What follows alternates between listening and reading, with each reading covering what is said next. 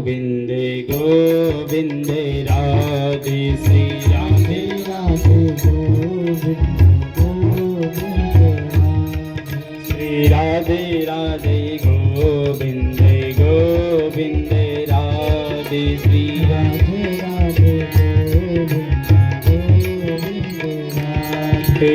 गोविंद राधे गोपाल राधे गोविंद राधे गोपाल राधे श्री राधे राधे गोविंद गोविंद राधे श्री राधे राधे गोविंद गोविंद राधे श्री राधे राधे गोविंद गोविंद राधे श्री राधे राधे गोविंद गोविंद राधे गोविंद राधे गोपाल राधे गोविंद राधे गोपाल राधे गोविंद राधे गोपाल राधे गोविंद राधे गोपाल राधे श्री राधे राधे गोविंद गोविंद राधे श्री राधे राधे गोविंद गोविंद राधे श्री राधे राधे गोविंद गोविंद राधे श्री राधे राधे गोविंद गोविंद राधे श्री राधे राधे गोविंद गोविंद राधे श्री राधे राधे गोविंद गोविंद राधे श्री राधे राधे गोविंद गोविंद राधे राधे राधे गोविंद गोविंद राधे बोलो राधा माधव भगवान की। आइए हम लोग कथा की तरफ ध्यान देते हैं। कल आप लोगों ने भगवान के जन्म की पावन कथाओं को रसास्वादन किए। भगवान का जन्म हुआ, जन्म कारागार में हुआ और पहुंच गए गोकुल में। देखिए भगवान गोकुल में पहुंच गए।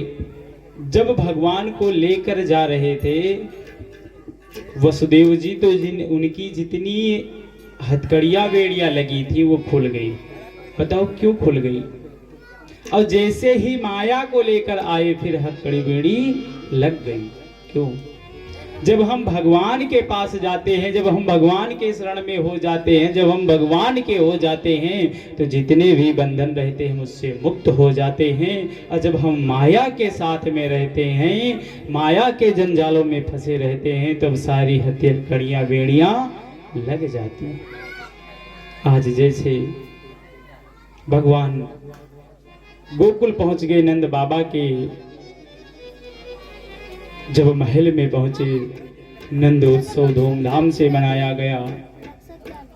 बताया गया नंद बाबा आज बढ़ोती में पुत्र पाए थे, आज इतना खुश थे कि जितनी भी गौएं उनके यहाँ थी सब दान में दे दिए। और जो भी वहां पर बधाई देने आती हैं कुछ ना कुछ उनको उपहार देते हैं। किसी को सोना दान दे, किसी को चांदी, किसी को हीरा, किसी को पन्ना पोखराज। ऐसे ही नंद बाबा ने सारे धन को लुटा दिया नंद उत्सव मनाने में, भगवान का जन्मोत्सव बनाने में सारे धन को लुटा दिया। देखिए ये उत्सव नित्य प्रतिदिन चलता रहा। ये नहीं कि आज जन्म हुआ है आज ये उत्सव मना लिया जाए, ये नित्य प्रतिदिन ऐसे जन्मोत्सव मनाया गया। क्या हुआ? इसी जन्मोत्सव मनाने के चक्कर में नंद बाबा भूल गए कि अरे हमको तो कर देने जाना था।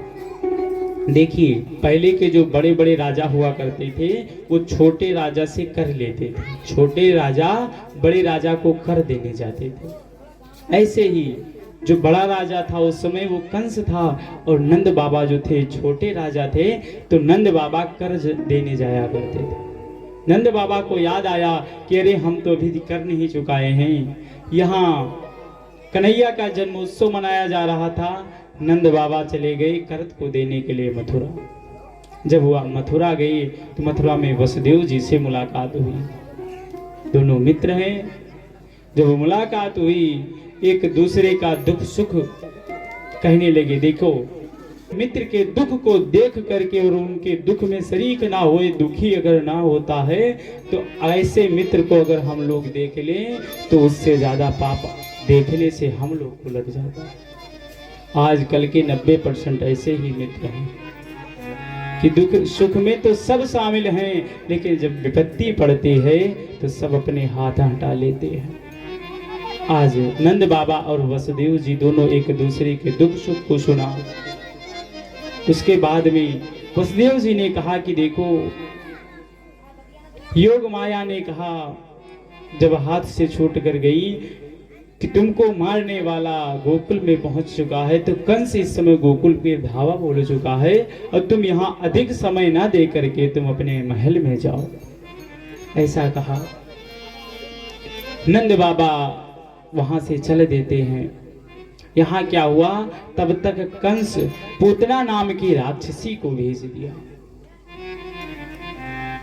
पूतना नाम की राक्षसी अपने स्तन में विष लगा करके और गोकुल में आ गई। गोकुल में जो छोटे छोटे दुधे बच्चे थे उनको अपना विष पिला करके स्तनपान करा के मारती रही। ऐसे होते करते वो नंद महल में पहुंच गई। नंद महल में आई, माँ यशोदा से कहा कि रे सखी लाला कहाँ है, मुँह को भी दर्शन करा दो। नंद रानी सोचने लगी, अरे इस सखी को तो हमने कभी देखा ही नहीं है, ये पहली बार कहाँ से आ गई। तो कहने लगी, सखी तुम कहाँ से आई हो। जब पता पूछने लगी, अरे सखी तुम हमको नहीं जानती, अरे मैं तेरी मौसी की पता नहीं कितना रिश्ता बता के बताई कि मैं तो तुम्हारी सखी हूँ। नंद रानी, हजारों लोग आते हैं हजारों जाते हैं, कहीं अरे कोई होगी। नंद रानी ने कह दिया कि लाला इस समय पलने में सो रहा है। जब पूतना पलने के पास में गई, भगवान समझ गए कि पूतना आ रही है। जब पूतना अपने गोद में उठाने के लिए भगवान को उद्धृत हुई तो भगवान अपनी आंखें बंद कर लिए। ध्यान दीजिए, यहाँ पर संतों का कई मत है आंख बंद करने का। किसी संत कहते हैं कि भगवान इसलिए आंखें बंद कर लिए कि विष के पियैया तो शंकर जी हैं। जब समुद्र मंथन हुआ तो विष कौन पिया, शंकर जी पान किए। आज वही भगवान सोच रहे हैं कि ये पूतना तो अपने स्तन में विष लगा करके आई है, तो शंकर जी का आंख बंद करके आवाहन कर रहे थे कि आप आओ विष को पान करो। किसी संत कहते हैं कि आंख बंद करने का अभिप्राय यह था कि भगवान कृष्ण सोच रहे हैं कि जब हम त्रेता में अवतार लिए थे, राम बनकर आए थे, तो पहले हम ताड़का वध किए थे, एक स्त्री को ही मारे थे। आज मैं जब द्वापर में जन्म लिया हूँ तो आज पूतना को या कि स्त्री का वध से ही लीला शुरू होगी। ऐसा ही वध से शुरुआत करना पड़ेगा। अनेक संत अपना मत रखते हैं। इतने ही देर में पूतना अपने गोदी में भगवान को उठा ली और गोदी में उठाने के बाद में एक खंभे के ओट में गई और अपने स्तन को भगवान को पान कराने लगी। अपने स्तन को जब पान कराने लगी, स्तन में विष लगा हुआ था, भगवान स्तन पान करने लगे। स्तन पान करते करते पूतना के प्राणों को खींचने लगे। जब प्राणों को खींचने लगे, पूतना को लगा कि मेरा प्राण निकल जाएगा, तो कहने लगी, मुन रही है कि हे प्रभु अब मुझे छोड़ दो, मुझसे बहुत बड़ी भूल हो गई, मुझे छोड़ दो।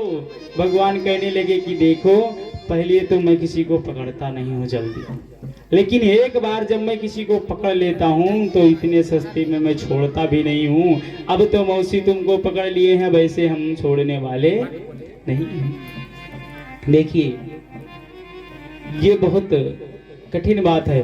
पहले तो भगवान की भक्ति हो नहीं पाती है, और जिसे हो जाती है ना, वो पागल हो जाता है। पागल वो नहीं होता है, लोगों के देखने में लगता है कि ये पागल हो गया है, लेकिन पागल का उल्टा क्या होता है, लग पा। पहले भगवान के शरण में लग, फिर भगवान को पा। और जो भगवान की शरण में आ जाता है वो लग जाता है तो वो भगवान को पा लेता है। जो भगवान को पा लेता है उसी को लोग कहते हैं ये पागल हो गया है, जो भगवान को पा लेता है। आज भगवान कह रहे हैं कि देखो, मैं पहले छोड़ता ही नहीं हूँ, और जिसको मैं छोड़ देता हूँ वो इस धरा धाम के लायक नहीं रहता, वो रसातल चला जाता है। प्रमाण है, त्रेता में राम जी जब लंका जा रहे थे तो समुद्र में पुल बन रहा था।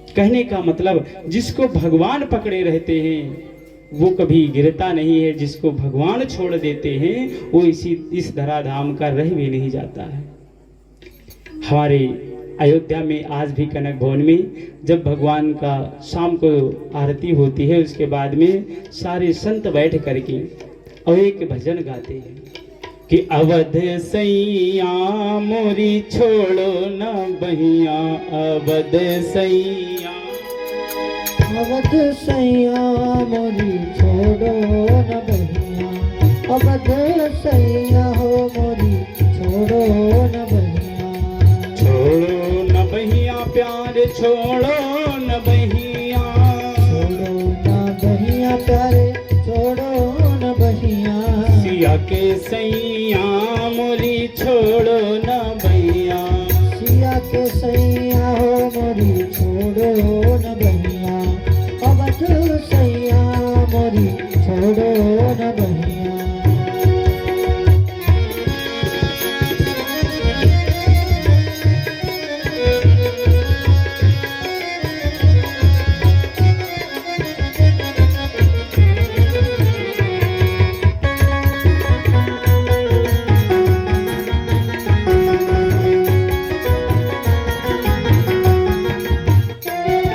बोलो वृंदावन बिहारी लाल की। क्या हुआ? सारे संत यही कहते हैं भगवान से कि प्रभु कभी हमारी इस बाहों को मत छोड़ना। आज वही जब पूतना को भगवान एक बार पकड़ ले, पूतना बार बार कह रही छोड़ दो, भगवान कह रहे जिसको मैं एक बार पकड़ लेता हूं मैं छोड़ता नहीं हूं, पहले तो मैं पकड़ता नहीं हूं। आज भगवान विष को पान करते करते पूतना के प्राणों को खींच लिए। जब पूतना का प्राण निकला, अब पूतना अपने विराट स्वरूप में आकर के उसके बाद में धड़ाम से गिरी। ये तो उनके शरीर के नीचे जितने पेड़ पौधे पड़े सब टूट गए, सारे पेड़ पौधे टूट गए।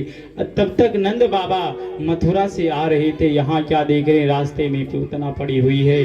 उनके वक्ष स्थल पर भगवान कृष्ण खेल रहे हैं। भगवान के को माँ यशोदा लेकर आई हैं, 10 विधि स्नान करवाई हैं। स्नान करवाने के बाद में यहाँ क्या हुआ, पूतना की अंत्येष्टि कैसे की जाए, इतनी विराट शरीर, इतनी बड़ी चिता कहाँ रोपी जाए। तो पूतना के शरीर को छोटे छोटे टुकड़े में काटा गया और उसके बाद में सारी टुकड़े को एकत्रित करके जितने पेड़ पौधे टूटे थे उनके ऊपर डाल करके और भगवान कृष्ण के हाथों से ही मुखाग्नि दिलवाई। और जब मुखाग्नि दिलवाई तो जब पूतना धो धो कर जलने लगी तो वहां से सुगंधी निकलने लगी। जब सुगंधी निकलने लगी, परीक्षित जी महाराज इस कथा को सुन रहे थे, कहने लगे गुरुदेव ये कथा समझ में नहीं आई। अरे जो भगवान को मारने के लिए आई, जो राक्षसी प्रवृत्ति की थी, राक्षस कुल में जन्म ली, जब वो मरी तो उसके शरीर में से सुगंधी क्यों निकलने लगी। सुखदेव जी महाराज राजा परीक्षित से कह रहे हैं, राजन जिसको भगवान एक बार स्पर्श कर लेते हैं उसके अंदर कितनी भी दुर्गंधियां हों वो सुगंधी में प्रवृत्त हो जाती है, उसके अंदर दुर्गंधी रह ही नहीं जाती। आज भगवान पूतना का वध किए, कथाघासुर का, बकासुर, धेनुकासुर, प्रलंबासुर आदि आदि राक्षसों का धीरे धीरे वध करते रहे।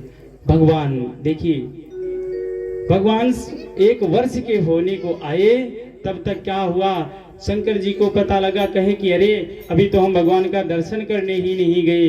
अब वो दर्शन करने के लिए जब आए भोलेनाथ, तो इससे वंचित ना करो, मना कर दिए। तब गर्गाचार्य जी कह रहे इनका तो अनेकों नाम होगा, जितनी लीलाएं करेंगे उतना नाम होगा, लेकिन कहने के लिए एक नाम इनका होगा, कृष्ण। बोलो कृष्णचंद्र भगवान की। इनका नाम कृष्ण पड़ा, नामकरण संस्कार हो गया। उसके बाद में भगवान तोड़ डरे मोर, तोड़ डरे मोर, नथ के लरी हो बेरी जद चौधाम, जावे हरि हो हरि जद चौधाम।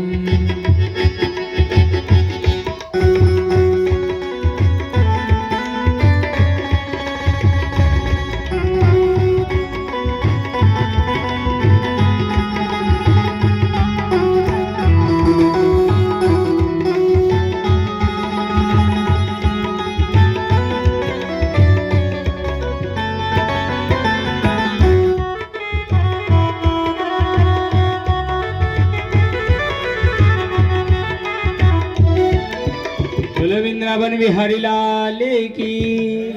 क्या हुआ, जब भगवान उधम करने लगी, माँ यशोदा कह रही रुको, आज मैं तुमको बांध दूंगी। तो बहुत उधम करने लगा है। जब मैया कन्हैया को बांधने के लिए और एक छोटे से डंडे को लेकर माँ यशोदा कन्हैया के पीछे पीछे, और कन्हैया दौड़ा रहा है उनको पूरे आंगन में। सुखदेव जी महाराज जब इस कथा को कह रहे थे, कहते कहते मुस्कुराने लगे। परीक्षित देखो, आज भगवान कैसे भाग रहे हैं और यशोदा कैसे डंडा को पीछे से लेकर के और दौड़ा रही है मारने के लिए। धन्य है प्रभु, आज मार खा रहे हैं अपने भक्त के लिए। जब ऐसा कहा, परीक्षित जी महाराज भी मुस्कुराने लगे। क्या हुआ, जब माँ यशोदा के मस्तक पे छोटी छोटी पसीने की बूंदें झलकने लगी, तो भगवान कह रहे लग रहा है माँ अब परेशान हो गई है, अब बंध जाना चाहिए। तब भगवान माँ यशोदा के हाथ में आ गए। जब माँ यशोदा के हाथ में आए तो माँ यशोदा गौशाले से रस्सी लेकर आई और बांधना शुरू कर दी। जब भगवान को बांधने लगी, जब अंतिम गांठ लगाने लगी, तो 2 अंगुल रस्सी कम पड़ गई। दूसरी रस्सी लेकर आई, जब उसमें गांठ लगाने लगी, वो भी 2 अंगुल छोटी पड़ गई। गौशाले की सारी रस्सी आ गई, लेकिन जब गांठ लगाती है तब 2 अंगुल छोटी पड़ जाती है। ये क्या है? ये है माया। संत लोग कहते हैं ये माया है। जब जीव ब्रह्म से मिलने लगता है तो बीच में ये माया आ जाती है। ये माया नहीं मिलने देती है। एक बार भगवान राम से माया कहने लगी कि प्रभु, जब जीव तुमसे मिलेगा, तुम्हारा नाम मैं नहीं लेने दूंगी, मैं बीच में आ जाऊंगी। भगवान कहे कैसे नहीं लेने दोगी? मेरे नाम में 2 अक्षर, और मैं जो भी वस्तुएं बनाऊंगा सब में 2 ही अक्षर होंगे। वो कैसे भूल जाएगा? कभी ना कभी तो याद करेगा। भगवान कहने लगे उसके रिश्ते में जितने भी नाम आएंगे सब 2 अक्षर के होंगे। जैसे देखिए, माता, पिता, बाबा, दादी, चाचा, चाची, मामा, मामी, बुआ, फूफा, सब में 2 अक्षर। कहने लगे कि जब मैं सब 2 ही अक्षर से सब कुछ बना दूंगा, जब सब में 2 ही शब्द होंगे तब उनको तो मेरी याद आएगी। लेकिन ये जीव इतना अधम फिर भी नहीं याद करता है। भगवान कहे चलो कोई भी नहीं, पता नहीं रिश्ते में रिश्तों को ना रखे, इसलिए वो भूल जाए तो कभी भोजन तो करेगा। वो भोजन जब करेगा तब तो याद आएगी। तो खाने पीने वाली वस्तुओं को भी क्या किया, सब में 2-2 अक्षर। दाल, भात, रोटी, साग, सब में केवल 2-2 ही अक्षर। लेकिन ये जीव इतना अधम होता है फिर भी भूल जाता है, प्रभु को याद नहीं करता है। यही 2 अंगुल बीच में क्या है, माया है। किसी संत ने कहा कि रस्सी है वो है दिति मैया, और उखल जो है वो है कश्यप। कोई माता पिता अपने बेटे को कष्ट में नहीं देख पाते हैं, इसीलिए आज भगवान को बंद नहीं पा रहे हैं। जब मैया परेशान हो गई तो भगवान अपनी लीला को विलीन करते हैं और रस्सी में बंध जाते हैं। और जब उखल में बंध गई, मैया अपने घर के काम करने लगी। भगवान उस उखल को ले करके और घसीटते हुए अपने घर महल से बाहर हो गए। उनके महल से बाहर 2 वृक्ष लगे हुए थे, उसी वृक्ष में ले जा करके और उखल को जैसे ही लगाया, जैसे ही टेरा, वो दोनों वृक्ष धड़ाम से गिर गए। वहां से सुंदर दिव्य पुरुष प्रकट हो गए। जब दिव्य पुरुष प्रकट हो गए तो कहा अरे ये कौन है? परीक्षित जी पूछने लगे कि ये कौन है और नंद महल के सामने क्या कर रहे थे? कहने ये कुबेर के पुत्र। एक बार ये दोनों जल कीड़ा कर रहे थे, निवस्त्र जल में स्नान कर रहे थे। नारद जी उसी रास्ते से जा रहे थे, ये लोग निवस्त्र स्नान करते रहे। तो नारद जी श्राप दिए कि अरे मूढ़, तुमको इतनी सभ्यता नहीं है तो जाओ तुम जड़ हो जाओ, तुम वृक्ष हो जाओ, वृक्ष की तरह तुम दोनों खड़े हो, तुम वृक्ष हो जाओ। जब श्राप दिए तब दोनों कुबेर के पुत्र आए और भगवान से नारद जी से क्षमा याचना करने लगे। तो नारद जी ने कहा कि व्यर्थ न जाय देव ऋषिवाणी, देवताओं का कहा हुआ बात और ऋषियों का कहा हुआ बात कभी व्यर्थ नहीं जाता है, ये व्यर्थ नहीं जाएगा। लेकिन उपाय ये है कि तुम नंद महल के सामने वृक्ष बनोगे, भगवान जब जन्म लेंगे तब तुम्हारा उद्धार होगा। भगवान यमला अर्जुन का उद्धार किए। उसके बाद में कन्हैया थोड़े और बड़े हो गए तो इनका एक मंडल बना, जिस मंडल के अध्यक्ष थे उस मंडल का नाम था चौर्य मंडल। केवल चुराने का काम होगा बस। सुंदर चौर्य मंडल बना। ये लोग गऊओं को चराने के लिए जाने लगे जंगल। कथा तो अनंत है, लेकिन हम लोग संक्षिप्त में भगवान की बाल लीलाओं का दर्शन करेंगे। क्या हुआ, आज जब ये लोग जंगल में गऊओं को चराने के लिए जाने लगे, क्या हुआ, एक दिन भगवान, देखिए जब भी भगवान अपने साथ में ग्वाल बाल को लेकर जाते थे ना, तो सारे ग्वाल बाल अपने खाने के लिए टिफिन ले जाते थे, लेकिन भगवान नहीं ले जाते थे। भगवान उसी सब में से थोड़ा थोड़ा खा के और सब कुछ ना कुछ भगवान के लिए लेकर आते थे। लेकिन एक उनका जो सखा था बहुत ज्यादा गरीब था, जिसका नाम था मधुमंगल। मधुमंगल बहुत गरीब था और जब सब लोग खाने के लिए शुरू किए तो भगवान देखे कि आज मधुमंगल कुछ लेकर नहीं आया है, तो भगवान कहे कि आज जो मधुमंगल लेकर आया है मैं वही खाऊंगा। मधुमंगल को जैसे चाटा लग गया कि अरे आज भगवान हमसे खाने के लिए मांग लिए और आज मैं खाने के लिए कुछ लेकर नहीं आया हूँ, आज मैं भगवान को खिला क्या दूँ। अब वो दौड़ते हुए अपने घर पे आए, अपने माँ से कहने लगे, माँ कुछ मुझे खाने के लिए दे दो, आज मेरा कन्हैया मुझसे खाने की याचना किया है, आज मुझे कुछ दे दो। जब मधुमंगल की माँ रसोई घर में गई तो वहां क्या देख रही, 3 दिन से भोजन नहीं बना था उनके घर में, 3 दिन की बासी कढ़ी रखी हुई थी एक हांडी में। देख रही है कि लाला यही कढ़ी रखी है और कुछ नहीं है तुम्हारे घर में, मैं क्या दे दूं। मधुमंगल सोच रहा है कि आज मैं कुछ लेकर नहीं जाऊंगा तो सारे ग्वाल बाल जो हैं हमारी हंसी उड़ाएंगे कि इनके यहाँ खाने के लिए नहीं। तो मधुमंगल क्या किया, मधुमंगल ने उस 3 दिन की खट्टी कढ़ी को उठाकर लेकर गया, भगवान कृष्ण के सामने पहुंचा। अब सोच रहा है कि ये 3 दिन की बासी कढ़ी मैं भगवान को कैसे खिला दूं। मैं अगर बासी कढ़ी खिला दूंगा पता नहीं इनका तबीयत खराब हो जाए, क्या हो जाए, इसलिए मैं नहीं खिलाऊं।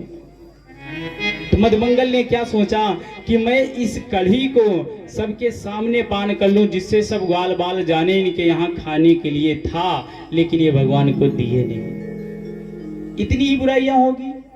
उस बासी कढ़ी को उठाकर मधुमंगल और सबके सामने पीना शुरू कर दिया।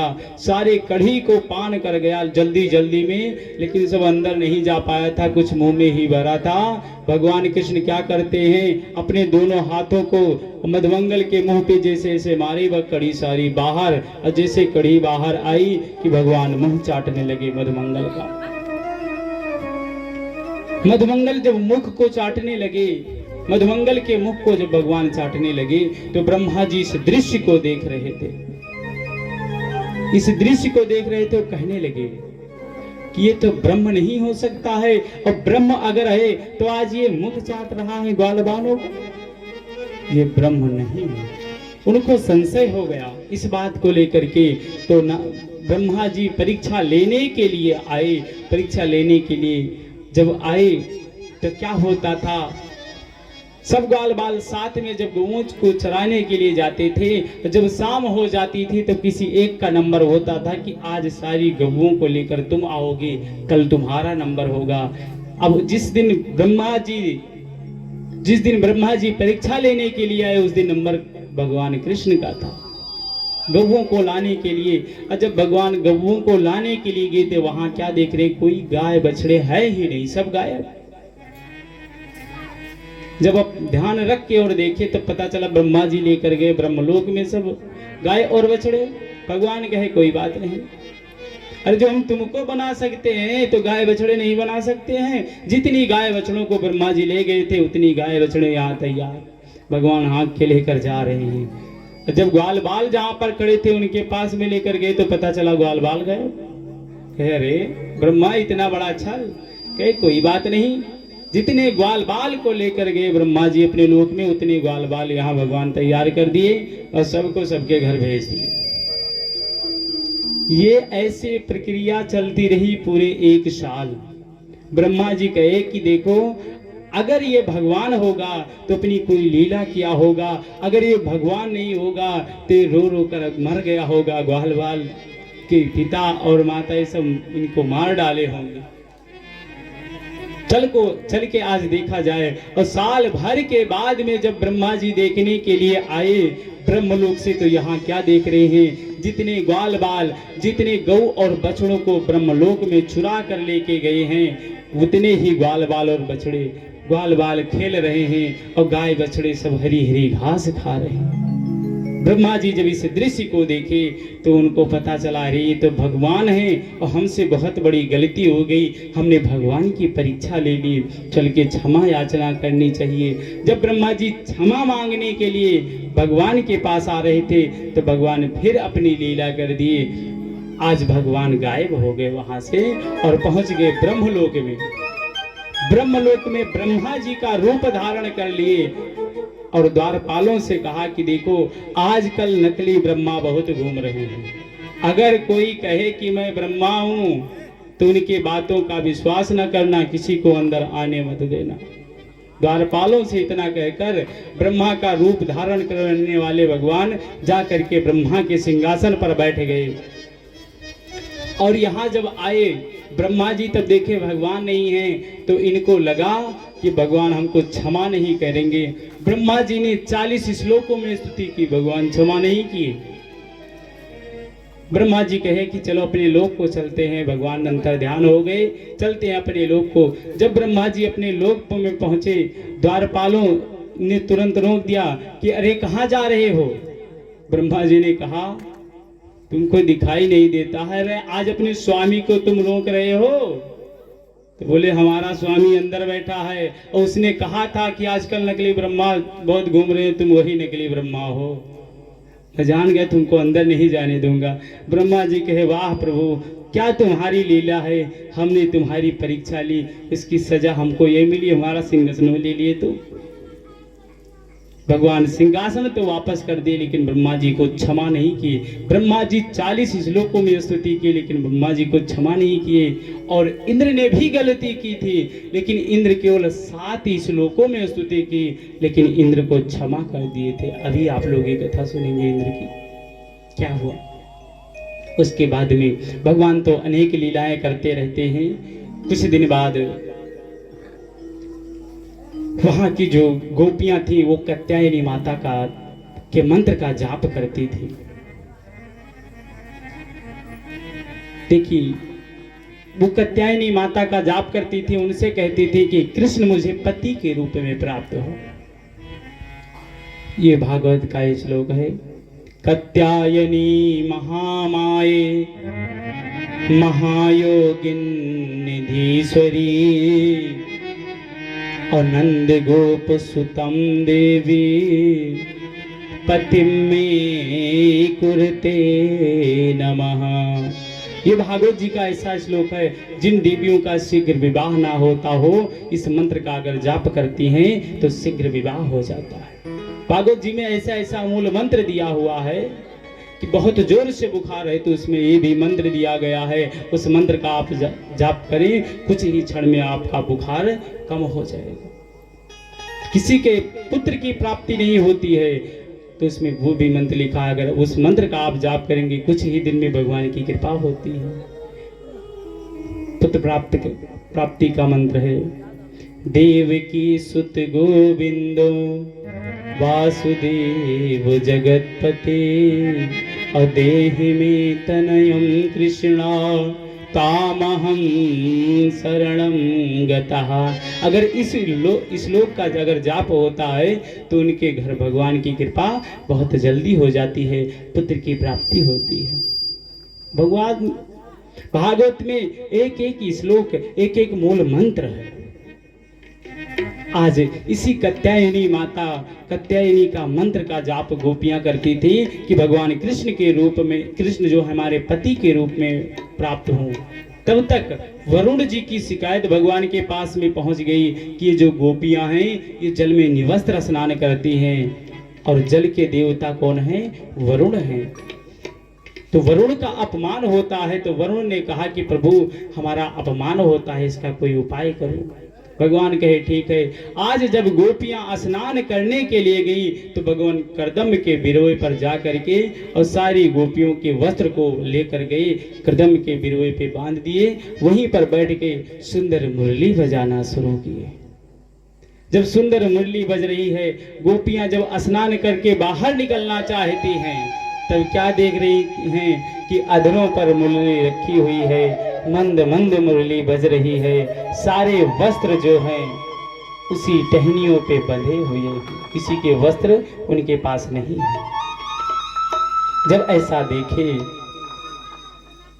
सारी गोपियां कहने लगी हे कन्हैया मेरे वस्त्र दे दो। भगवान कह रहे ऐसे नहीं देंगे, अगर तुमको वस्त्र चाहिए तो जल से बाहर आओ। देखो लोग यहाँ गलत मतलब निकालते हैं कि भगवान भी ये करते थे, भगवान गोपियों को ऐसे निवस्त्र देखना चाहते थे। पहली बात, भगवान जब ये लीला कर रहे थे तो उनकी आयु थी 7 वर्ष की। बताओ जो 7 वर्ष का बच्चा है वो क्या जाने स्त्री और क्या जाने पुरुष, पहली बात। दूसरी बात, जब हम लोग स्कूल में पढ़ाए जाते हैं ना तो मास्टर साहब की हमारी कोई दुश्मनी नहीं होती है कि वो हमको मारे। क्यों मारते हैं, क्यों प्रताड़ित करते हैं कि आज तुमको मारेंगे तो तुम सुधर जाओगे, अगर आज तुमको दंडित नहीं करेंगे, तुमको मारेंगे नहीं, कितना भी तुमको बता दें तुमको एक दिन वो भूल जाएगा, तुम्हारे दिमाग से उतर जाएगा। आज भगवान इसीलिए ये दंड देते हैं कि आज इनको अगर हम निवस्त्र इस जल से बाहर कर देंगे तो अपने लज्जा के कारण कभी ये स्नान करना चाहेंगे भी तो निवस्त्र ये जल में स्नान नहीं करेंगे, इसलिए दंड देते हैं।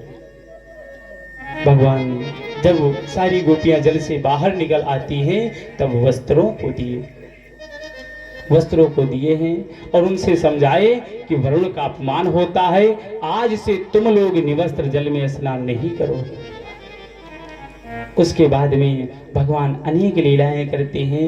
आज क्या हुआ, एक दिन घर में 56 भोग तैयार हो रहे थे, सुंदर सुंदर माँ यशोदा 56 भोग बना रही हैं। कन्हैया गए कि मैया आज क्या है, ये किस लिए इतने 56 भोग तैयार हो रहे हैं? तो मैया ने कहा आज जोजो की पूजा होनी है। कहे कि जोजो कौन है? माँ यशोदा कहने लगी कन्हैया तुमको परेशान न कर, जाके बाबा से पूछ ले।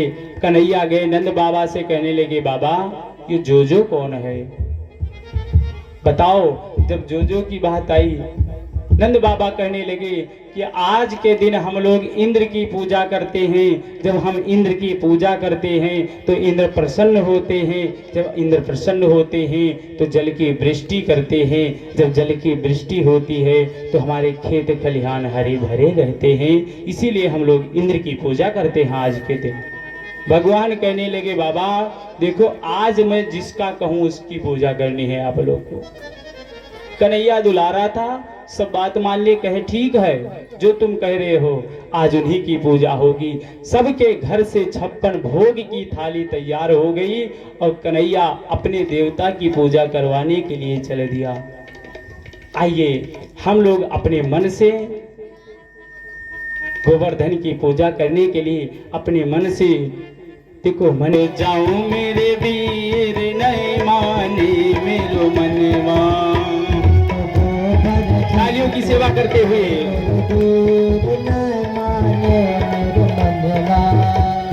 नहीं माने मेरो मनवा, नहीं माने मेरो कनुआ, नहीं माने मेरो मनवा, नहीं माने मेरो मनवा। मत गोवर्धन को जाओ मेरे वीर नहीं माने मेरो मनवा, गोवर्धन को जाओ मेरे वीर नहीं माने मेरो मनवा।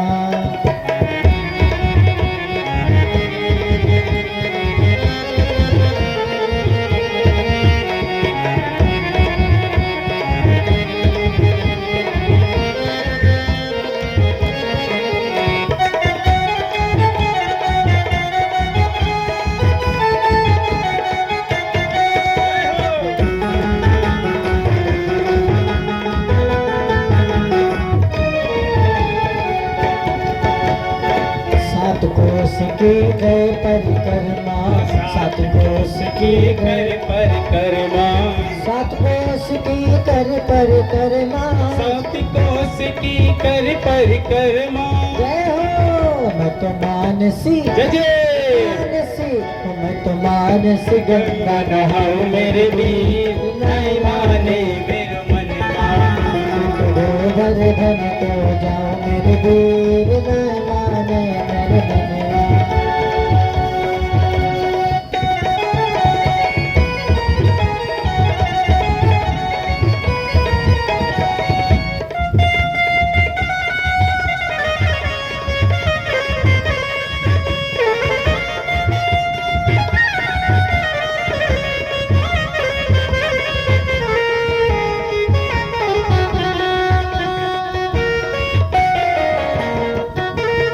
जय हो, बोलो गोवर्धनधारी की।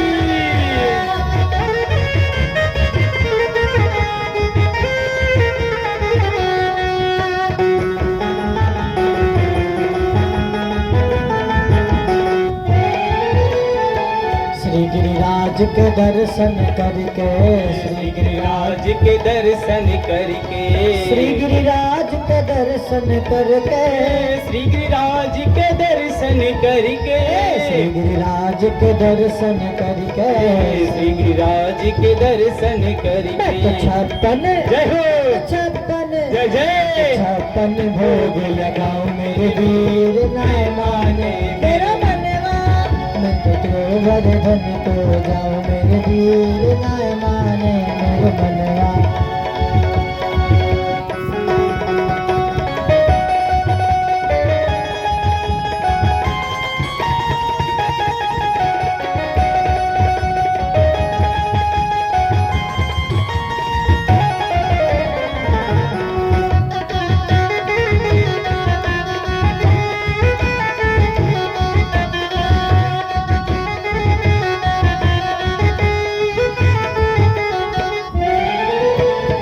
सात कोस की दय परिक्रमा, सात कोस की दय परिक्रमा, सात कोस की दय परिक्रमा, सात कोस के दय परिक्रमा, सात कोस की दय परिक्रमा। सात कोस की दय परिक्रमा। जय हो मैं तो रुचि रुचि, जय जय। रुचि रुचि, जय हो। रुचि रुचि भोग लगाओ मेरे वीर, नहीं माने मेरो मनवा। मैं तो गोवर्धन को जाओ मेरे वीर, न माने मेरा मनवा।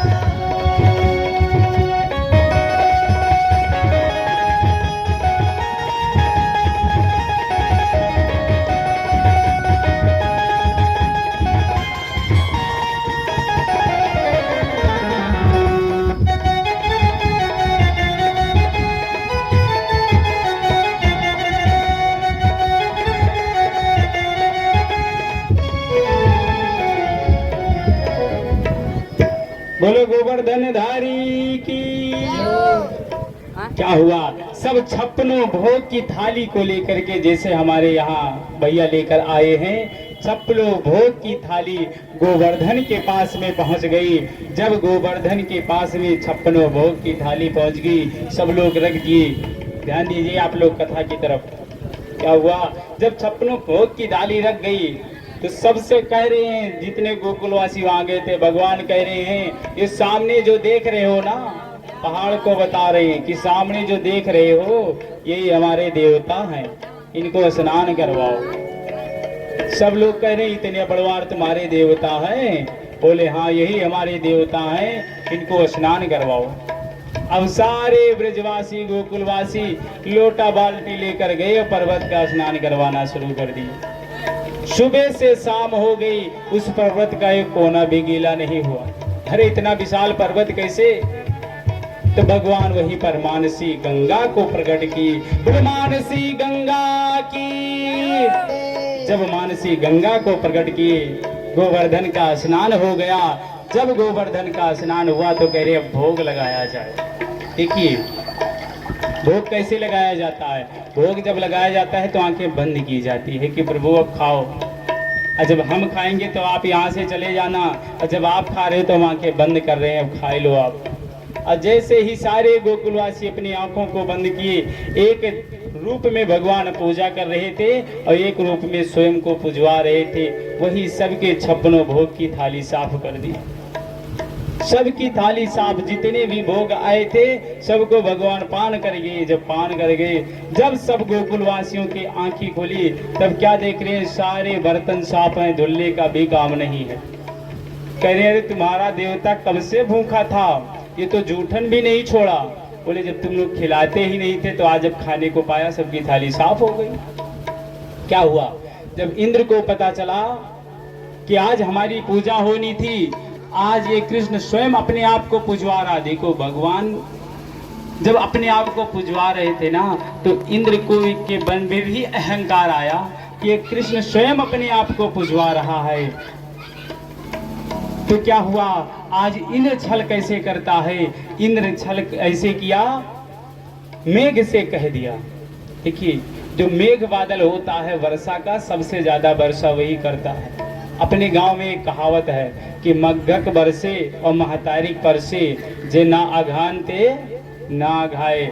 वही मेघ को कह दिया कि जाओ इतनी जल वृष्टि कर दो कि सारे गोकुलवासी डूब जाए। मेघ बारिश करने लगा, सारे गोकुलवासी कहे कि अब बताओ क्या होगा। अब हमारे भगवान नाराज हुए, अब अपने भगवान से कहो बचाएं हमको। तो भगवान कह रहे, देखो अब हमारे भगवान को सब लोग हाथ लगाओ, इन्हीं को उठा लेते हैं, इन्हीं को बनाओ छतरी, इन्हीं के नीचे सब लोग छिप जाओ। सारे गोकुलवासी हाथ लगाए, भगवान मेरे कन्हैया उस गोवर्धन को उठा करके अपने कनिष्ठा उंगली पर धारण कर लिया। आज से उनका नाम एक और पड़ गया, बोलो गोवर्धन धारी की। उनका एक नाम और हो गया, गोवर्धन उठा लिए। सारी गोकुलवासी उसी के अंदर हो गई। जल वृष्टि होने लगी। शेषनाग से कहा, इस पर्वत को चारों तरफ से घेर लो, पानी एक ही रास्ता से निकले। पानी एक रास्ता से निकल रहा है। अगस्त जी का आवाहन किए कि आइए आज मैं तुमको जल पिलाता हूँ। त्रेता में भगवान भोजन करवाए थे अगस्त जी को, और तभी वादा किए थे कि द्वापर में तुमको पानी पिलाएंगे। आज वही अगस्त जी को पानी पिलवाने के लिए बुला रहे। देखिए, त्रेता में भोजन कब करवाए थे, माता सीता अपने हाथों से बना करके रोज एक ब्राह्मण को भोजन करवाया करती थी। भैया बैठ जाओ कहीं। क्या हुआ कि अपने हाथों से स्वयं भोजन बना करके एक ब्राह्मण को रोज भोजन करवाती थी। जब ऐसा हुआ, एक ब्राह्मण आए भोजन करे। एक दिन माता सीता कहने लगी कि प्रभु कोई अच्छा ब्राह्मण बुलाओ जो खूब खाए। आप ऐसे ब्राह्मण को बुलाते हो जो 2-4 पूड़ी खाता है उसके बाद में उठ जाता है। कोई ठीक ठाक ब्राह्मण बुलाओ। भगवान कहे ठीक है। तो अगस्त जी का आवाहन कर लिए। अगस्त जी भोजन करने के लिए आ गए। ध्यान दीजिए, बैठ जाओ लाल। क्या हुआ, अगस्त जी का जब आवाहन कर लिए, अगस्त जी जब भोजन करने के लिए आए, अगस्त जी का जब अखंड भोजन चलने लगा, माता सीता परोस कर लेके आ रही हैं, अगस्त जी के पास में रखती हैं। एक दिन भोजन किए, 2 दिन भोजन किए, 3 दिन अखंड भोजन चल रहा है। माता सीता परोस के ले आ रही हैं, अगस्त जी खाए जा रहे हैं। जब 3 दिन हो गया तो माता सीता कही कि प्रभु बीच में पानी भी पी लो। अगस्त जी ने कहा जब बीच आएगा तब तो पानी पिएंगे, अभी तो 4 दिन भोजन करते हुआ है केवल। माता सीता कहीं लग रहा है रिद्धि सिद्धि को बुलाना पड़ेगा। जो गणेश की पत्नी है रिद्धि सिद्धि, उनको बुलाया। शुभ लाभ को बुला लिया जो गणेश जी के पुत्र है। रिद्धि सिद्धि रसोई में कार्य कर रही हैं, शुभ लाभ परोसने का कार्य जाती है और रसोई से पूड़ी लेकर आती हैं, अगस्त जी के सामने रखती हैं। और जब सब्जी लाने जाती है तब तक पूड़ी गायब हो जाती है। सब्जी रख के जाती है, फिर पूड़ी लाने तब तक सब्जी गायब हो जाती है। कभी ऐसा संयोग नहीं होता है कि पूड़ी सब्जी दोनों साथ में खाई जाए। ऐसे वो अखंड भोजन चलाए। भोजन कराते कराते जब सीता मैया परेशान हो गई तो राम जी से कहीं कि प्रभु कोई उपाय करो। अब आप ऐसा ब्राह्मण बुला लिया, हमें नहीं पता था कि ऐसा ब्राह्मण बुलाओगे जो हम ही को खा जाएगा। अब एक काम करो, कोई उपाय करो। जब ऐसा कहा तो राम जी लौकिक मन से तो कह दिए कि प्रभु अब लीला तुम्हारी समाप्त हुई, बार रहने दीजिए, लेकिन लौकिक दृष्टि में देखने के लिए भगवान स्वयं बगल में भोजन करने बैठ गए और भोजन करके उठ गए। जब कोई भोजन करने लगे, वो करके उठ जाता है तो चौका झूठा हो जाता है। अगस्त्य जी कहे चौका झूठा हो गया, भोजन नहीं करेंगे, अब जल पिलाओ। माता सीता आई और हाथ जोड़ के बैठ गई कि प्रभु जो अब तुम 16 दिन भोजन किए हो तो 32 दिन पानी पियोगे, ये हमारे बस की बात नहीं है, फिर कभी देखा जाएगा। जब ऐसा कहा, राम जी ने कहा कि त्रेता में हम तुमको जल पान भोजन कराए हैं और द्वापर में तुमको जल पिलाएंगे। आज वही कृष्ण राम बनकर जो आए, वही कृष्ण द्वापर में कह रहे हैं कि अगस्त्य जी तुमको त्रेता में हम भोजन कराए थे, आज द्वापर में जल पियो आके। आज मेघ बरस रहा है, अगस्त्य जी अपने चुरुआ को बांध कर बैठ गए हैं। मेघ जितना बरसता है अगस्त्य जी सब पान कर जाते हैं। बरसते जब 7 दिन हो गया, देखिए यहाँ ग्वाल बाल और जो गोपियां सब थे, गोकुलवासी थे, वो कन्हैया से कहने लगे कि कन्हैया तू भी थक गया होगा, अब लाओ कुछ देर हम लोग संभाल लें और तुम अपनी उंगली नीचे कर लो। भगवान कहे ठीक है, तुम लोग संभालो पर्वत।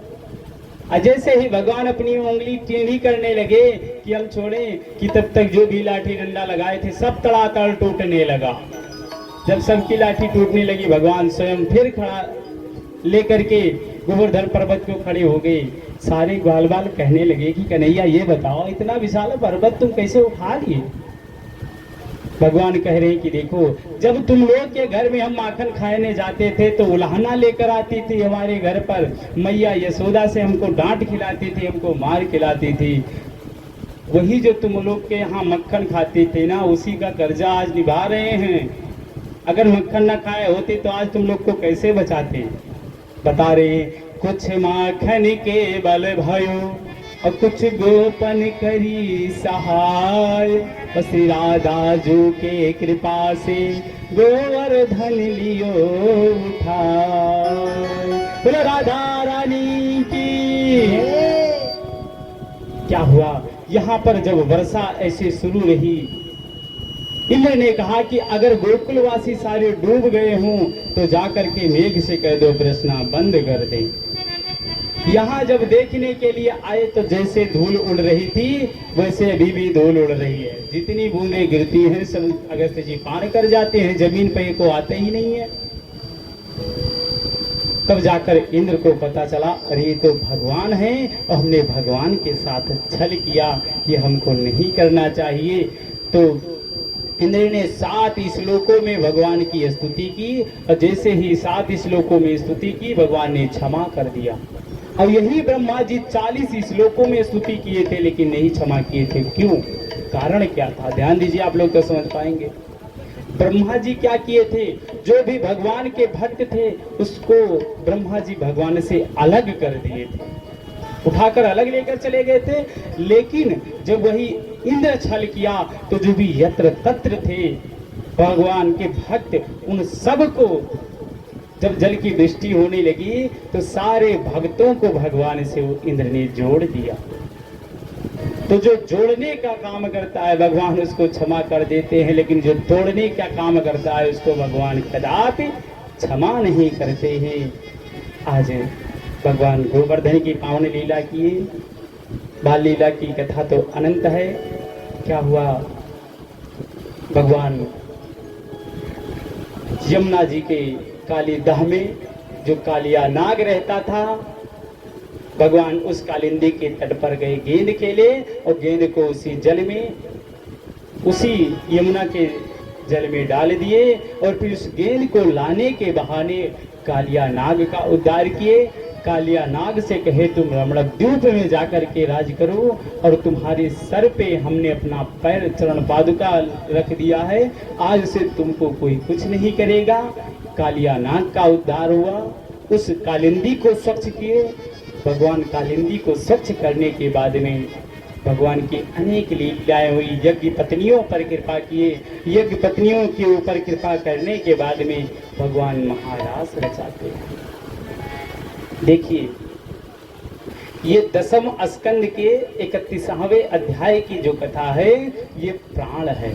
जिससे शरीर तो सब मनुष्य के हैं, हर एक अंग काम करते हैं तभी ये शरीर है, लेकिन पूरे शरीर में सबसे जो मेन होता है वो प्राण होता है। तो भागवत का जो प्राण है वो 10वें स्कंद का 31वां अध्याय है, जिसमें गोपी गीत बताया गया है। आज क्या हुआ, अर्धरात्रि का समय है, काली घटा छाई हुई है। भगवान उस काली घटा में और वृंदावन के उस निर्जन वन में जाकर के अपने अधेर पर मुरली को रख करके और बजाना शुरू कर दिया। अर्धरात्रि के समय अपने अधरों पर मुरली को रख के मंद मंद बजाना शुरू किए। जब उनकी सुंदर मुरली बजने लगी ना, तो जो भी वहां पर गोपियां थी, गोकुल वासियों की जितनी गोपियां थी, उनके कानों में जब उस मुरली की आवाज जाती है ना, तो उनको ये लगता है कि ये मुरली हमारे नाम को लेकर हमको बुला रही है, भगवान हमें हमारे नाम से बुला रहे हैं। अरे धन्य है वो गोपियां जिनको भगवान बुला रहे हैं। आज हम लोग रोज बुलाते हैं लेकिन भगवान नहीं आते हैं, और धन्य है ऐसे गोपग्वाल, ऐसी गोपियां जिनको भगवान स्वयं मिलने के लिए बुलाते थे। क्या हुआ, उनकी मुरली ऐसी बज रही है जैसे सबके चित्त को खींच लेता है। जो भी उस मुरली की आवाज को सुनती है गोपियां, कि वहां जो भी कार्य करती रहती उसको छोड़कर चल देती। किसी संत ने कहा कि जो गोपियां गौ दुधन कर रही थी, वो बालकी गौ के नीचे ही रख करके वो भूल गई कि मैं गौ दुधन कर रही हूँ, छोड़ के चल देती हैं। कुछ अपने पति का चरण दबा रही थी, वो अपने पति का चरण छोड़ के चल देती हैं। जो भोजन कर रही होती है ना, वो वैसे ही छोड़कर भोजन चली जाती है। जो जहाँ थी, जो जैसे थी, वो उस अवस्था में उठ कर के बस चल देती है। जब सारी गोपियां एकत्रित होकर के उस वृंदावन में पहुंच गई, और जब वृंदावन में पहुंची, कन्हैया अपने होंठ से उस मुरली को हटाए और कह रहे हैं, अरे गोपियां तुम यहाँ क्या करने आई हो? क्या कह रहे हैं, यहाँ क्या करने के लिए आए हो? अरे भैया ये बताओ, अखिलेश भैया आप लोग से कहें कि हमारे यहाँ कथा सुनने आना, दिन में बताए के आए, और जब शाम को आप आ जाओ तो आपसे कहें कि भैया यहाँ क्या करने के लिए आए हो, तो कैसा लगेगा? अरे मुरली तो अभी सबको आवाज देकर बुला रही थी, अब पहले बुलाए हो, कह रहे हो क्या करने के लिए आए हो? सारी गोपियां कहेंगी, वाह कन्हैया तुम्हारी भी लीला अपरंपार है, कैसे कह रहे हो कि क्या करने के लिए आए हो? भगवान कह रहे हैं अर्धरात्रि के समय है और पराये पुरुष के पास नहीं जाना चाहिए, अपने पुरुष को तुम लोग छोड़कर आई हो, ये अच्छा नहीं की हो। देखो भगवान यहाँ परीक्षा ले रहे हैं, अपने भक्त की परीक्षा ले रहे हैं कि हमारा भक्त सच्चा है कि कच्चा है। देखिए अब जब सारी गोपियों से कहने लगे, भगवान एक छोटी सी कथा सुनाते हैं सारी गोपियों। अरे देवियां, अर्धरात्रि में तुम लोग अपने पति को छोड़कर आए गई हो, ऐसा तुमको नहीं करना चाहिए। देवियों का सबसे बड़ा धर्म पतिव्रता धर्म बताया गया है, पतियों की सेवा बताई गई है, और तुम लोग अपने अपने पति को छोड़कर आ गई हो, ये तुम गलत की हो। भगवान कथा सुना रहे, कह रहे देवी ध्यान से इस कथा को सुनो। बता रहे हैं कि एक दिन की बात है कि एक किसान था और उसका एक छोटा सा बच्चा था और धर्मपत्नी थी। ये केवल 3 ही परिवार थे घर में। वो किसान, ज्येष्ठ का महीना था, खेत से आया काम करके और उसको प्यास लगी हुई थी बहुत जोर से, धूप से आया था। अपने देवी से कहा मुझे पानी पिला दो। जब उसकी देवी पानी लेकर आई, उस किसान ने जल को ग्रहण किया। जल पीने के बाद में वो धूप से आया था, गर्मी अधिक थी, तो अपने पत्नी के पैर पर सर रख लिया और लेट गया। उसकी पत्नी बेना करने लगी, पंखा डुलाने लगी, और जब पंखे की हवा वो पाया तो वो सो गया। जब उसका पति सो गया, उसके घर में जो छोटा सा बच्चा था ना, वो घुटने के बल चलते चलते घर में हवन कुंड बनी हुई थी, उसमें आग धधक रही थी, वो उसी हवन कुंड के पास जा रहा था। अब ये देवी सोच रही है कि अगर मैं अपने बच्चे को अब उठाने जाऊं तो मेरा पति मेरे पैर पे अपने सर को रखा है, मेरा पतिव्रता धर्म नष्ट हो जाएगा, वो जग जाएगा। तो और अगर मैं अपने पतिव्रता धर्म को बचाती हूँ तो मेरा बच्चा जा रहा है। अब वो ऐसे धर्म संकट में पड़ गई। जब वो ऐसे धर्म संकट में पड़ गई, वो क्या करे? तो अंत में उस देवी ने ये फैसला लिया कि अगर मेरा पतिव्रता धर्म रहेगा तो दूसरा पुत्र मुझे मिल सकता है, और अगर पतिव्रता धर्म चला जाएगा तो कुछ नहीं है पतिव्रता धर्म से बढ़कर। यही अपने मन में सोचकर उसने अपनी आंखों को बंद कर लिया। वो बच्चा उसी हवन कुंड में जाकर के गिर गया। जब उस हवन कुंड में वो बच्चा जाके गिर गया, उस देवी के आंखों से आंसू निकल रहे थे। कुछ देर बाद जब उसका पति जगा और जैसे ही उठ के बैठा, वो देवी दौड़ते हुए और हवन कुंड के पास में पहुंची। और जैसे ही हवन कुंड के पास में पहुंची कि अग्निदेव उसके बेटे को लेकर आए और उस देवी के हवाले कर दिए। कहे, देवी, तुम्हारा पतिव्रता धर्म इतना प्रबल है कि आज हम तुम्हारे बच्चे को जगा न पाए। भगवान किससे कह रहे हैं? गोपियों से कह रहे हैं कि देवी, आज तुम लोग अपने पति को छोड़ के आ गई हो, और पतिव्रता धर्म जो आज बच्चे को बचा लिया, सबसे बड़ा पतिव्रता धर्म होता है, उसको तुम लोग छोड़ के आई हो। तो उन गोपियों ने कहा, कन्हैया देखो, हम भी कहीं सत्संग सुनने जाया करते थे, हम भी कहीं सत्संग सुने, हमें भी दो चार ज्ञान की बातें आती है। अब मेरी छोटी सी कथा सुनो। अब कथा कौन सुना रहा है? गोपियां सुना रही। किसको? भगवान कृष्ण को। क्या कह रही है? कह रहे, प्रभु एक बार की बात है, एक देवी का नया नया गौना आया था और अपने पति के साथ में रहती थी। कुछ दिन के बाद में जब आर्थिक व्यवस्था गड़बड़ होने लगी तो उसका पति कहा, मैं परदेश जा रहा हूं। अब वो पत्नी अपने पति का इतना सेवा करती थी कि पहले भोजन करा देती थी, उनका पूजा आरती करती थी, भोजन करा देती थी, तब भोजन करती थी स्वयं। और जब उसका पति कहा कि देवी मैं परदेश जाना चाहता हूँ, आर्थिक स्थिति अब कमजोर हो रही है, कुछ द्रव्य को कमाने के लिए मैं परदेश जाना चाहता हूँ, तो उसकी देवी रोने लगी कि स्वामी, मैं तुम्हारी पूजा करती हूँ, मैं तुमको खिला के उसके बाद में खाती हूँ, ये सब कैसे होगा?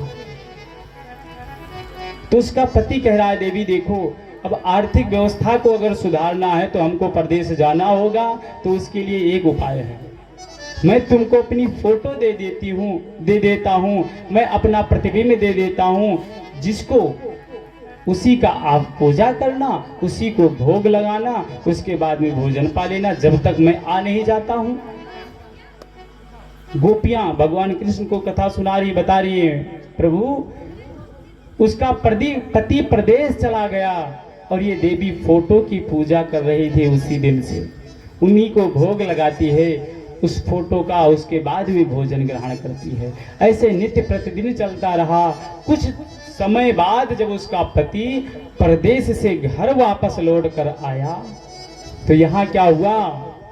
ये देवी उसी फोटो की पूजा कर रही थी और घर में कुंडी लगाई थी, घर का दरवाजा बंद करके, और अपने पति के फोटो का पूजा कर रही है, भोजन की थाली रखी है और पति सामने खिड़की पे दरवाजे पर खड़ा है और कुंडी खटखड़ा रहा है कि देवी मैं वापस आ गया हूं, कुंडी को खोलो।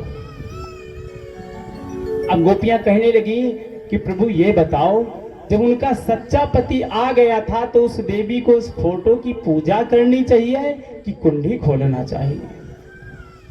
तो भगवान कहे स्वाभाविक है, जब सच्चा पति आ गया तो फोटो की क्या पूजा करना, उनको कुंडी खोलना चाहिए। सारी गोपियां ताली बजा करके और कहने लगी फैसला हो गया। अरे सबके पति तो आप हैं, जब आप आ गए हो तो उन फोटो की क्या पूजा करना, उन फोटो को छोड़कर हम आपके पास आ गए। जब ऐसा कहा भगवान कहे कि तुम हमारे मन को जीत लिए हो, आज दो जो तुम चाहो हम देने के लिए तैयार हैं। जब ऐसा कहा तो सारी गोपियों को अपने ऊपर अहंकार हो गया।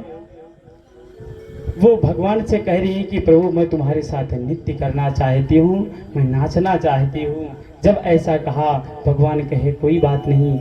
नृत्य शुरू हो गया और जब नृत्य शुरू हो गया तो गोपियों को अहंकार हो गया कि हमारे एक इशारे पे भगवान को हम नचा रहे हैं।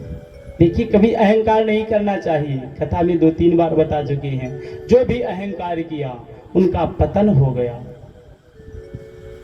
एक दिन सागर को अहंकार हुआ था तो क्या हुआ, उस सागर को मुनि ने 3 ही आचमनी में जलपान कर लिए और जब सारे पूरे समुद्र को 3 ही आचमनी में सोख लिए, इसीलिए उनका जल क्या हो गया, खारा हो गया था। रावण को अहंकार हो गया, कोई दीपक जलाने वाला नहीं बचा, पूरा कुल ही समाप्त हो गया। किसी चीज का अहंकार नहीं करना चाहिए। आज गोपियों को अहंकार हुआ कि आज मैं कन्हैया को नचा रही हूं अपने इशारे पे, भगवान वहां से अंतर ध्यान कि अहंकार नहीं करना चाहिए। आज जब गोपियों को अहंकार हो गया तो भगवान श्री राधा जी को अपने साथ में लेकर के उस सभा को छोड़ करके वहां से निकल लिए। जब वहां से चल दिए तो रास्ते में राधा जी को भी अहंकार हो गया। राधा जी कह रही अब मेरा स्वामी मेरा चरण दर्द करने लगा, अब मुझसे चला नहीं जा रहा है। तो भगवान परीक्षा लेने के लिए कह रहे हैं कि नहीं चला जा रहा है तो आओ बैठो हमारे कंधे पर, हम लेकर चल रहे हैं। जैसे ही राधा जी ने अपने पैर उठाया भगवान के ऊपर रखने के लिए, भगवान उनको भी छोड़ के अंतर ध्यान, सबको छोड़ के अंतर ध्यान हो गई। सारी गोपियां, राधा जी सब रोने लगी। कृष्ण के विरह में सुखदेव जी महाराज, व्यास जी ने श्रीमद् भागवत में बहुत सुंदर श्लोक लिखा है। सुखदेव जी कहते हैं जयति तेदिकम जन्मन प्रजा सयते इंदिरा ससुदते जयति तेदिकम जन्मन प्रजा सयते इंदिरा ससुदते। वर्णन करते हैं भगवान के एक एक लीलाओं का वर्णन करते हैं कि भगवान ऐसे रहते थे, ऐसे रहते। सारी एक दूसरे से पूछ रही हैं कि कहाँ चले गए भगवान। सब रो रही हैं, एक दूसरे से पूछ रही हैं कि बताओ सखी कौन गली गए श्याम, बताओ सखी कौन गली गए श्याम, बताओ सखी कौन गली गए श्याम। चित्रकूट एक गली गई है, चित्रकूट एक गली गई है, चित्रकूट एक गली गई है, चित्रकूट एक गली गई है। एक अयोध्या धाम बताओ सखी कौन गली गए श्याम, बताओ सखी कौन गली गए श्याम।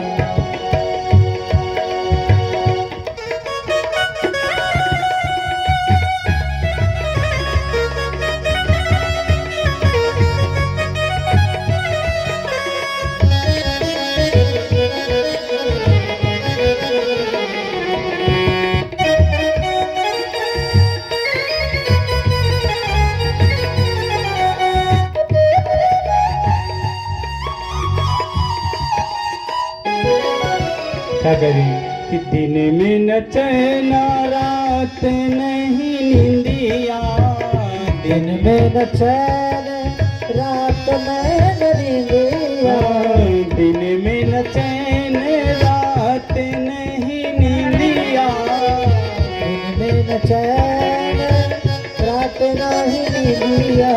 अरे तड़पत मेरो प्राण बताओ सखी कौन गली गए श्याम, बताओ सखी कौन गली गए श्याम, बताओ सखी कौन गली गए श्याम।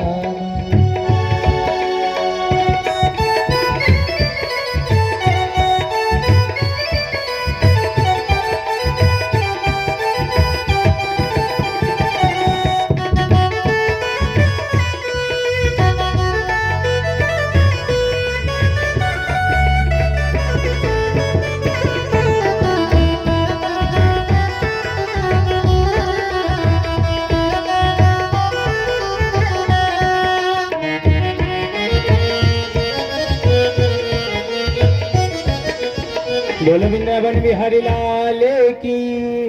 जब सारी गोपियां आपस में जब रोने लगी, देखिए जब भक्त भगवान के लिए रोने लगता है, रोने लगता नहीं, एक बार केवल रो देखता है।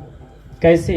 वैसे तो लोग बहुत रोते रहते हैं, हमारा ये काम नहीं हुआ, हमारा वो काम नहीं हुआ।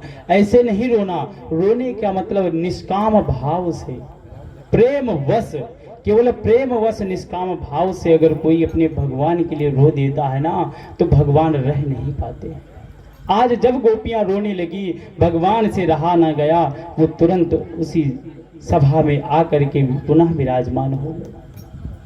भगवान को हमसे ज्यादा भगवान को हमारा ख्याल रहता है, हमें चिंता नहीं उनकी, उन्हें चिंता हमारी है। हमारे प्राण के रक्षक सुदर्शन चक्रधारी है। भगवान कहते हैं जहां भक्त मेरे पग रखे वहां रखूं मैं हाथ, और पीछे पीछे मैं चलूं कभी न छोड़ूं साथ। भगवान कहते हैं। एक भक्त ने कहा प्रभु जब मैं सुखी रहता हूँ, जब मैं सुख में रहता हूँ, तो हम जब चलते हैं ना तो पीछे से लगता है मेरे पीछे कोई और आ रहा है। लेकिन प्रभु जब मैं दुख में रहता हूँ, जब मैं विपत्ति में पड़ा रहता हूँ, तो पीछे से जो आवाज़ आती है चरणों की, वो आना बंद हो जाता है, केवल मेरे ही चरणों की आवाज़ रहती है। भगवान कहते हैं कि तुम गलत समझ रहे हो। जब तुम सुख में रहते हो तब मैं तुम्हारे पीछे पीछे चलता हूँ, और जब तुम दुख रहते हो, दुखी में होते हो, तब तुमको मैं अपनी गोदी में ले लेता हूँ। तुम केवल मेरे चरणों की आवाज़ सुनते हो, ना कि अपने चरणों की आवाज़ सुनते हो।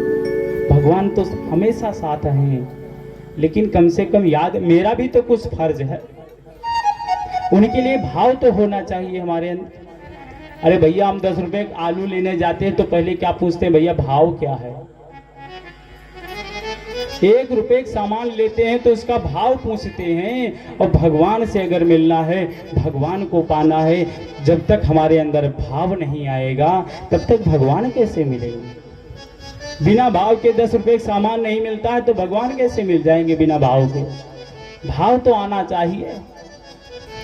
आज जब भाव विभोर होकर के गोपियां सब रोने लगी, भगवान उन्हीं के बीच में प्रकट हो गई।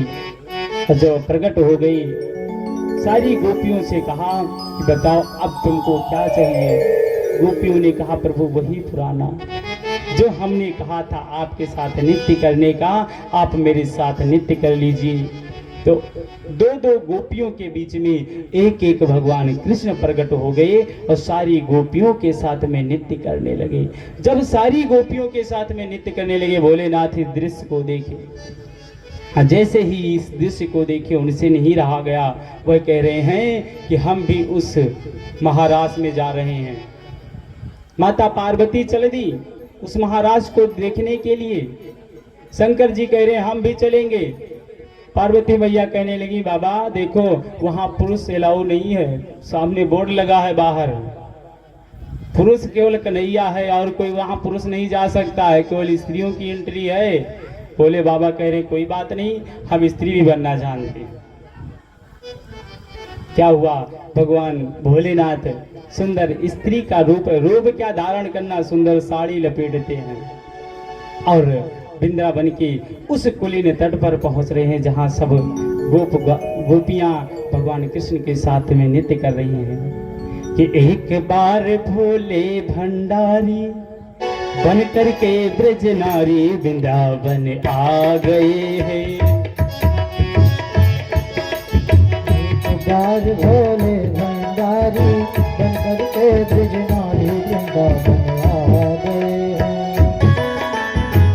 एक बार भोले भंडारी बन करके ब्रज नारी वृंदावन आ गए हैं।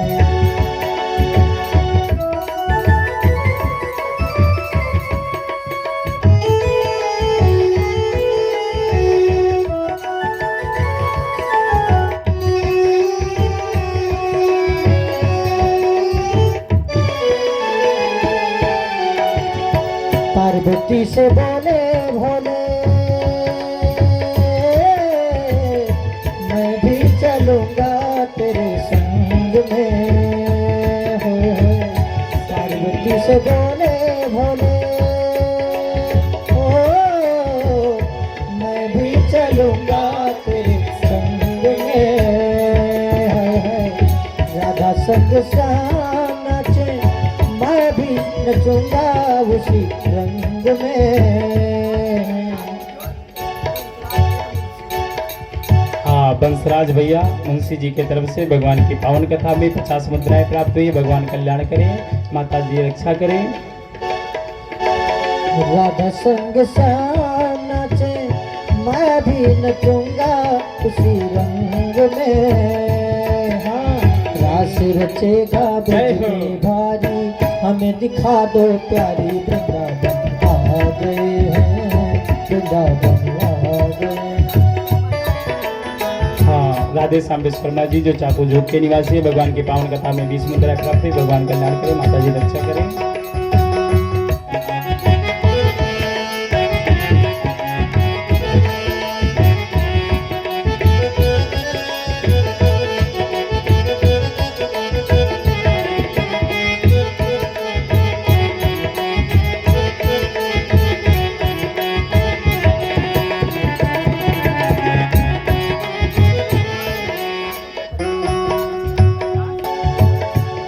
मोरे भोले स्वामी कैसे ले जाऊं तुम्हें साथ में। ओ मोरे भोले स्वामी कैसे ले जाऊं तुम्हें साथ में। हाँ, मोहन के सिवा कोई पुरुष न जाए उस रास में। हंसी करेंगी ब्रज की नारी, हंसी करेंगी ब्रज की नारी, मानो कहा हमारी वृंदावन आ गए हैं। एक बार भोले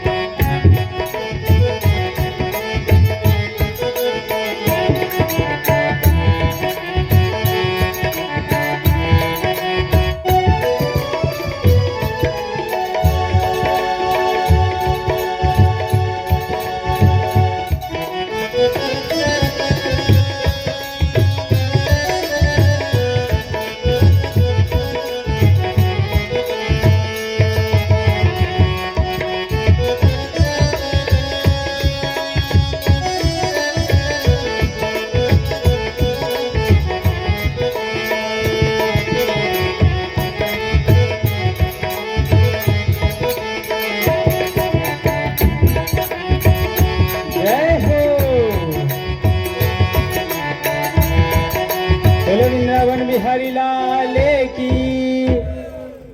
कथा तो अनंत है। क्या हुआ, आज भोलेनाथ जब उस महारास में आ गए और ऐसा नृत्य करने लगे कि कब उनकी जो साड़ी पहनी हुई थी, कब उनकी साड़ी खुल गई उनको खुद नहीं पता चला। और जैसे ही साड़ी खुली, वो काला सर्प जो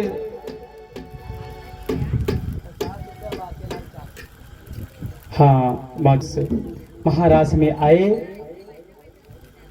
वहां पर कामदेव आया, जैसे भोलेनाथ को देखा कि वहां से भगा, कि एक बार केवल आंख खोल के देखे थे कि हम भस्म हो गए थे, अब की बार अगर कहीं इनकी दृष्टि पड़ गई तो नहीं बचने वाले हैं। कामदेव वहां से भगे और जब भगवान कृष्ण की निगाहें पड़ी भोलेनाथ पर तो क्या हुआ, वहीं पर भोलेनाथ को एक स्थान दे दिया। जैसे त्रेता में जब भगवान लंका पर विजय प्राप्त करने के लिए जा रहे थे तो वहां रामेश्वरम की स्थापना किए, ऐसे ही महाराज के बीच में भोलेनाथ आ गए तो यहाँ गोपेश्वर के रूप में भगवान शंकर का स्थान दिया। बोले गोपेश्वर महादेव की, गोपेश्वर महादेव की स्थापना हुई। ये जब ऐसे नित्य ही कर रहे थे तब नारद जी, सारे देवताओं में खनमंडन बचेगी कि क्या अभी तक कंस मारा नहीं गया है, अत्याचार कब तक लगा रहेगा। देवताओं ने प्रेरित किया नारद जी को, यही मीडिया है। जब किसी को कोई बात कहनी होती है तो पहले प्रेस वार्ता ही बुलाती है मीडिया को कि हमारी बात सब तक पहुंचाओ। नारद जी को बुलाया गया, नारद जी से कहा कि जा करके और भगवान को प्रेरित करो कि अब कंस का वध जरूरी है। जब ऐसा कहा तो आज नारद जी तो पहले कंस के पास में पहुंचे और कंस से कहा, जब नारद जी पहले कंस के पास में पहुंचे, जब कंस के पास में पहुंचे कंस से कहे कि देखो तुम्हारा दुश्मन जो है वो गोपियों के साथ में नृत्य कर रहा है और आज तक तुम उसको मार नहीं पाए, इतने भी राक्षस भेजे सबको वही मारता रहा। अब एक काम करो, तुम यहाँ धनुष यज्ञ रचाओ, सारे राक्षस लोग तुम यही मिल करके उसको यही बुलाओ और मार दो। कौन ये उपाय बता रहा है? नारद जी। देखो, जिसको नारद जी एक बार लड़ाते हैं ना फिर कभी वो लड़ने लायक नहीं रहता। आज क्या कह रही हैं कि यहीं पर कृष्ण को बुला करके वो मार दो। बताने लगे आज के 30वें दिन में कन्हैया की मृत्यु देखना चाहता हूँ। नारद जी ने जब ऐसा कहा, कंस ने कहा ठीक है मैं आज से ही तैयारी कर देता हूँ और धनुष यज्ञ की। कंस धनुष यज्ञ की तैयारी कर रहा है, तब तक नारद जी नारायण नारायण करते हुए भगवान के पास में पहुंच गए। कह रहे कन्हैया मैं आज के 3रे दिन कंस की मृत्यु देखना चाहता हूँ। भगवान कह रहे हैं तुम्हारे चरण कहाँ हैं? अरे उनसे न्योता दे आए हो हमको मारने के लिए, हमें न्योता दे रहे हो उनको मारने के लिए। वाह नारद! क्या हुआ, भगवान ग्वाल बालों के साथ में अपनी गौओं को चराने के लिए जंगल गए थे और यहाँ धनुष यज्ञ कंस ने सुंदर नगर को सजवा दिया, धनुष यज्ञ का मेला रचाया। अक्रूर जी महाराज को भेज दिया कि जाओ कृष्ण और बलराम को लेकर के आओ इस धनुष यज्ञ में। ए मामा, क्या हुआ, आज जब अक्रूर जी महाराज को कृष्ण और बलराम को लेने के लिए भेजे, यहाँ भगवान कृष्ण अपने ग्वाल बालों के साथ में जंगल में गौओं को चराने के लिए गए थे और क्या सोच रहे हैं, अक्रूर जी आज आ जाएंगे, कल हम मथुरा पहुंच जाएंगे, ये ग्वाल बाल छूट जाएंगे, ये गौएं छूट जाएंगी, ये बछड़े छूट जाएंगे। देखिए जब ये मन में होता है कि अब हम इनसे कभी नहीं मिलेंगे तो आत्मा को इतना दुख होता है। आज भगवान यही सब सोच के मन में, अब बाहर से अगर रोए तो सब लोग देखें पूछे कि क्यों रो रहे हो, मन में ही वो घुट रहे हैं। उदास एक वृक्ष के नीचे बैठे हुए थे, श्रीधामा आज सखाए और भगवान से पूछने लगे कन्हैया क्या बात है, आज तू साथ में खेलने नहीं गया, क्यों इतना खिन्न अवस्था में बैठा है, कुछ मुझे बता। भगवान कह रहे हैं अगर इनको आज ही बता दूंगा तो ये आज से रोना शुरू कर देंगे, आज हम ही को रो लेने दो, इनका तो कल से शुरू हो। आज अक्रूर जी महाराज मथुरा से जब रथ को लेकर चले, जब कन्हैया और बलराम की याद आती है कि छोटे छोटे दुधमुहे बच्चे हैं, इनको लेकर के आऊंगा और मैं कंस के हवाले कर दूंगा, कंस मार देगा। तो क्रूर जी महाराज के रथ रुक जाते हैं, लेकिन जब कंस की याद आती है कि अगर कृष्ण और बलराम को मैं लेकर नहीं आया तो हमको मार देगा, तो रथ आगे बढ़ जाता है। इस समय अक्रूर जी महाराज की हाल कैसा है, जैसे मामा मारीच का हाल था, जैसे मामा मारीच का हाल था आज वही हाल अक्रूर जी का है। जब रावण ने मारीच से कहा कि जाओ तुम सोने का मृग बन के और राम जी को चलो, तो मारीच कह रहा है कि एक बार बाण लगा था 100 योजन दूर आके गिरे थे, और अब की अगर बाण लगा तो कहाँ जाएंगे, सीधे यमपुरी पहुंच जाएंगे, इसलिए मैं नहीं जाऊंगा। तो रावण ने कहा अगर तुम यमपुरी उनके भेजने से नहीं जाओगे तो मेरे भेजने से जाओगे। तो सोचने लगा, जैसे वो सोचने लगा कि इनके हाथ से मरने से अच्छा है भगवान के ही हाथों से मर जाऊं, जिससे हमारी अधोगति हो जाए। आज यही अक्रूर जी महाराज सोच रहे हैं कि कंस के हाथ से क्या मरना, कम से कम भगवान के दर्शन तो ही कर लें चल के। जो 20 मिनट का रास्ता मथुरा से वृंदावन, आज सुबह से शाम हो गई अक्रूर जी को पहुंचते पहुंचते। यहाँ कृष्ण और बलराम सब गौओं को लेकर के जब तक नंद महल में प्रवेश कर रहे थे, तब तक अक्रूर जी महाराज का रथ नंद महल के सामने आ गया। अक्रूर जी से भगवान कृष्ण पहले मिले और कहे काका आ गए। आंख में आंसू है भगवान के कि सारे ग्वाल बाल माँ यशोदा नंद बाबा सबको छोड़कर चला जाना। कह रहे हैं अक्रूर जी से कि बाबा ये जाकर के माँ यशोदा से न बताना, अगर वो जान पाएगी कि मैं कल मथुरा चला जाऊंगा तो हमको जाने नहीं देगी, इसलिए उनसे न बताना ये चीज। अक्रूर जी ने कहा ठीक है। अक्रूर जी महाराज नंद महल में प्रवेश किए, सुंदर स्वागत हुआ, भोजन कराया गया, सुंदर बिस्तरा मिल गया। उसके बाद में जब नंद बाबा चरण दबा रहे थे तब कहे कि प्रभु आपके आने का अभी हम वो नहीं समझे कि आप किस कारणवश आए हैं हमारे घर पे। अक्रूर जी महाराज कह रहे हैं कि देखो कंस ने धनुष यज्ञ का मेला रचाया है, उसमें कृष्ण और बलराम को बुलाया है, मैं उसको लेने के लिए आया हूँ। माँ यशोदा इस खंभे की ओट में खड़ी ये सारी बातें सुन रही थी। दौड़ते हुए उस भवन में गई और कहने लगी अरे आपका नाम अक्रूर किसने रख दिया, आपका नाम तो क्रूर होना चाहिए। मेरे बेटों को तुम ले जाने के लिए आए हो, और कम से कम उनके माता पिता से एक बार इजाजत तो ले लेते। अक्रूर जी महाराज कह रहे हैं कि इनके माता पिता ही इजाजत दिए हैं तब हम आए। माँ यशोदा कहने लगी इनकी माँ मैं हूँ और पिता नंद बाबा को बता रहे हैं ये है, और एक बार भी हमसे ना पूछा और कह रहे हो हम आज्ञा लेकर आए हैं। अक्रूर जी महाराज कहने लगे इनकी माता देवकी हैं और पिता वसुदेव हैं, और उनकी आज्ञा से ही हम आए हैं। माँ यशोदा धड़ाम से वहीं गिर गई। कह रहे जब इनके माता पिता वहीं पर हैं, इनके माता पिता जब बुलाए हैं तो कन्हैया फिर वापस क्यों आएगा यहाँ, जब अपने परिवार के साथ में वो रहेगा कि हमारे लिए यहाँ पर आएगा। इस दुखी मन से माँ यशोदा रोने लगी। कन्हैया आदि सभी अपने अपने बिस्तर पर लेट गए, सोने लगे। भगवान के उस पलंग को पकड़कर माँ यशोदा रो रही है, वह वहीं पर कह रही है कि वाह लाला तुमने इतना बड़ा छल मुझसे किया कि आज 11 वर्ष हो गए तुमको पालते पालते, आज तक एक बार भी ये नहीं बताया कि तुम्हारे माता पिता कोई और हैं, हम तुम्हारे माता पिता नहीं हैं।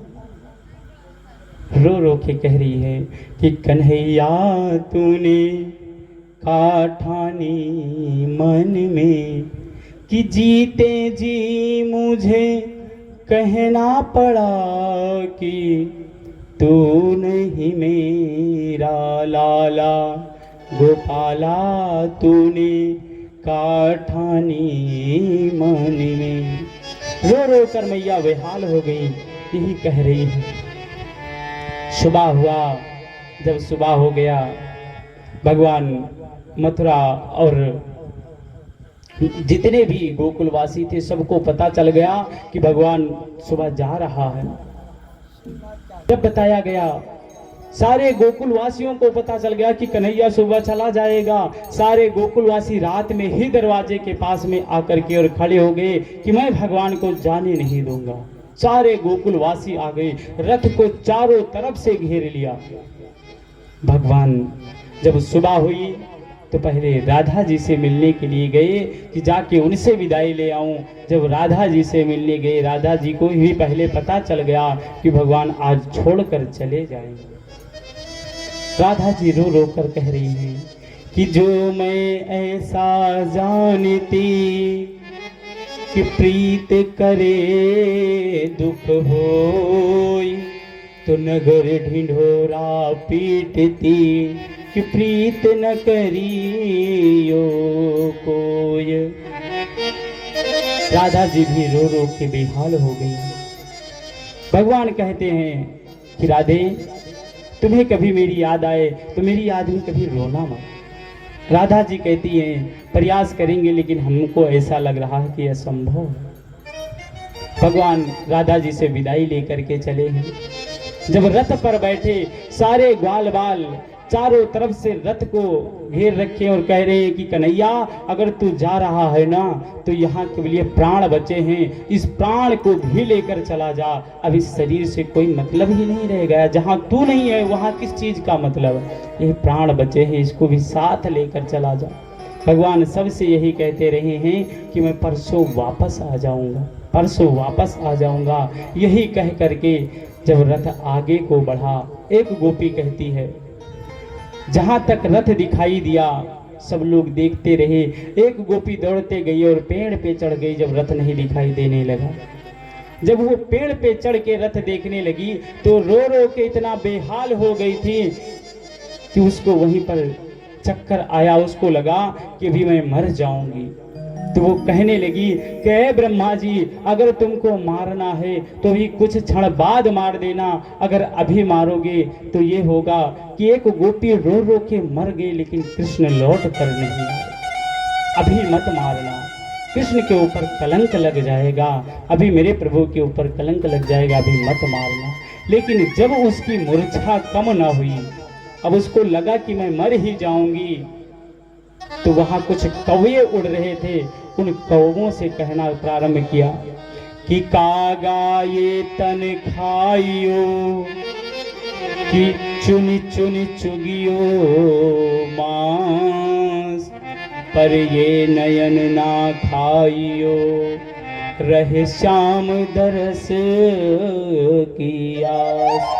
कौवों से कहने लगी कि एक कौवे, अगर तुमको खाना है, अगर मैं मर भी गई तो हमारे शरीर के हर एक अंग को नोच नोच कर खा लेना, लेकिन इन आँखों को छोड़ देना।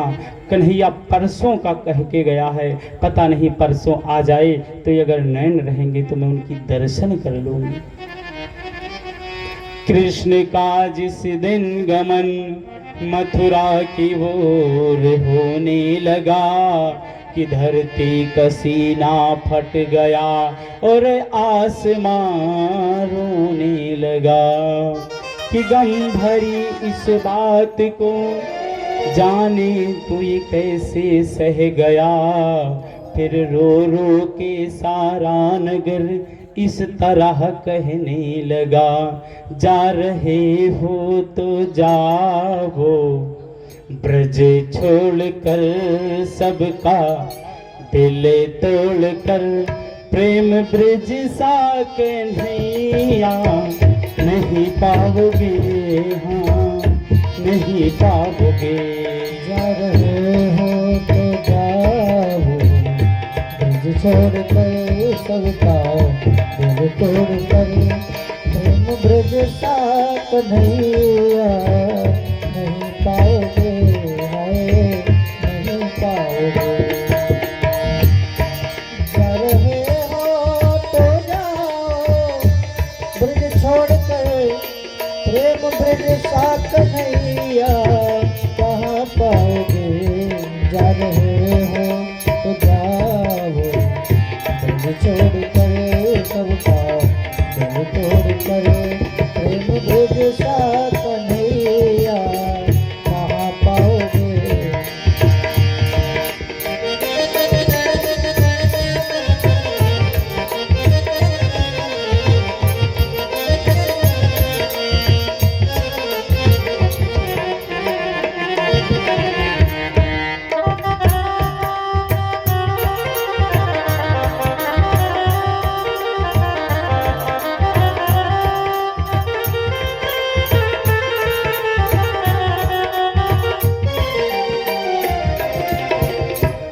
बोलो वृंदावन बिहारी लाल की।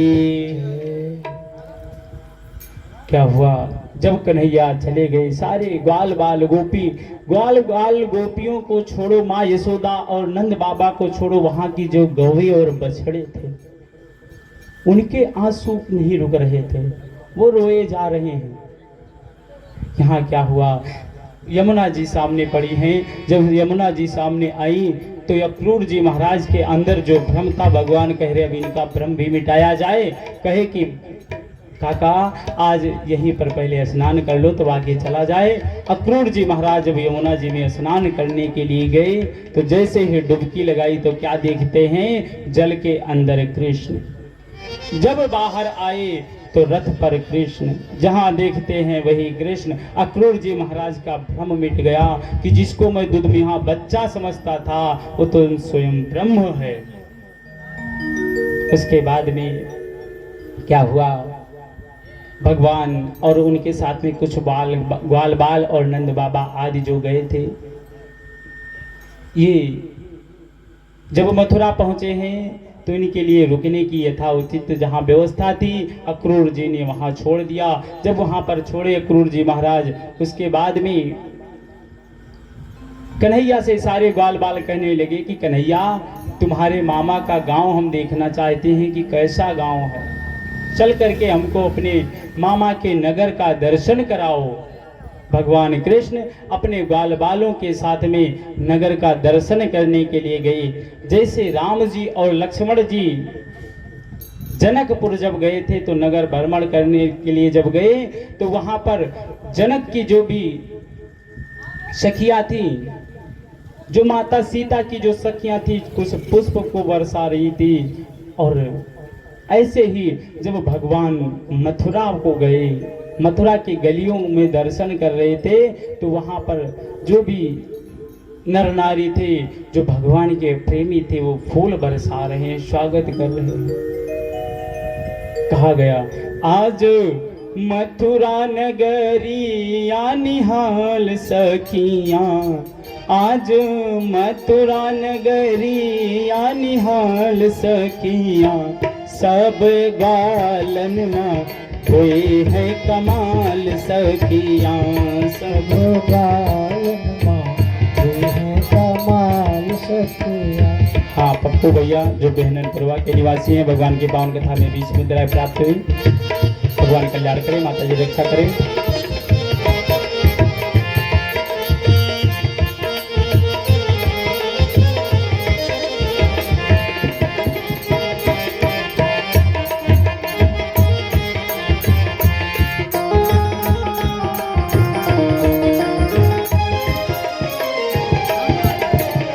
अघासुर बकासुर पूतना कुमारे, अघासुर बकासुर पूतना कुमारे, बड़े बड़े दैत्यन का पल में संहारे, बड़े बड़े दैत्यन का पल में संहारे।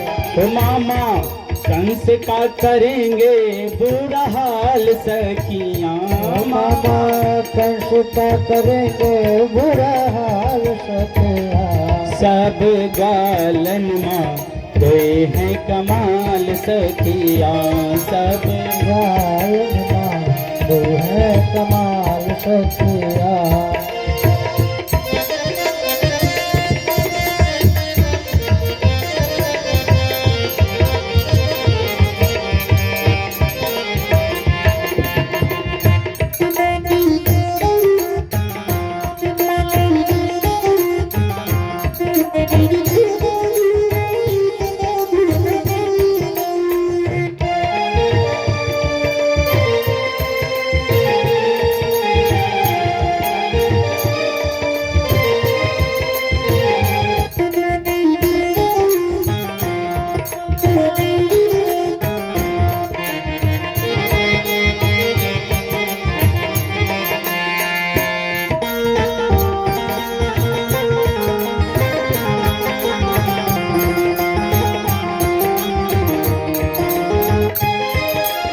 बोलो भागवत भगवान की।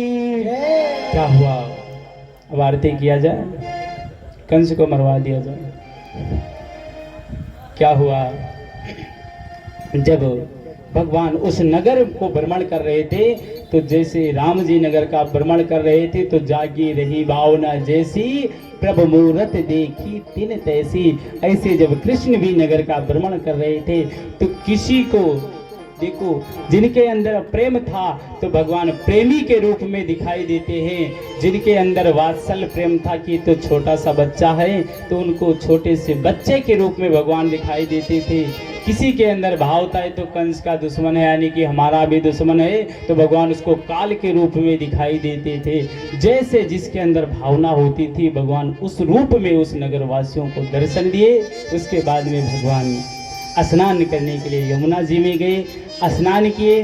स्नान करने के बाद में आज भगवान कह रहे हैं कि मामा से मिलना है, और मामा है राजा, तो एक राजा से मिलना है तो रजाइशी पोशाक होना चाहिए। अरे कोई अच्छे व्यक्ति से मिलना है तो अच्छा कपड़ा पहनना चाहिए, कम से कम वो भी हमारा सम्मान करे।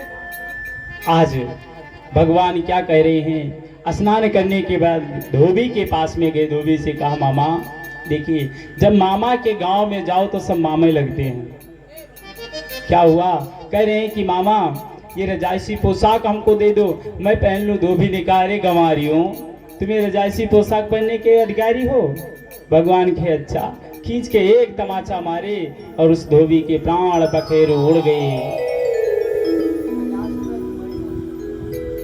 हाँ, जुमई भैया के तरफ से जो होली प्रभा के निवासी हैं, भगवान के पावन कथा में 20 मुद्राएं प्राप्त किए हैं, 50 मुद्राएं प्राप्त किए हैं। भगवान कल्याण करें, माता जी रक्षा करें। क्या हुआ? जब भगवान उस धोबी को मार दिए, उसके प्राण चले गए, तो वहां पर रजाइशी पोशाक पहन करके सारे ग्वाल बाल जो गए थे साथ में, वो और भगवान और बलराम सब चल दिए। देखिए, और बड़े बड़े राजाओं के वो कपड़े थे, अब ये छोटे छोटे हैं।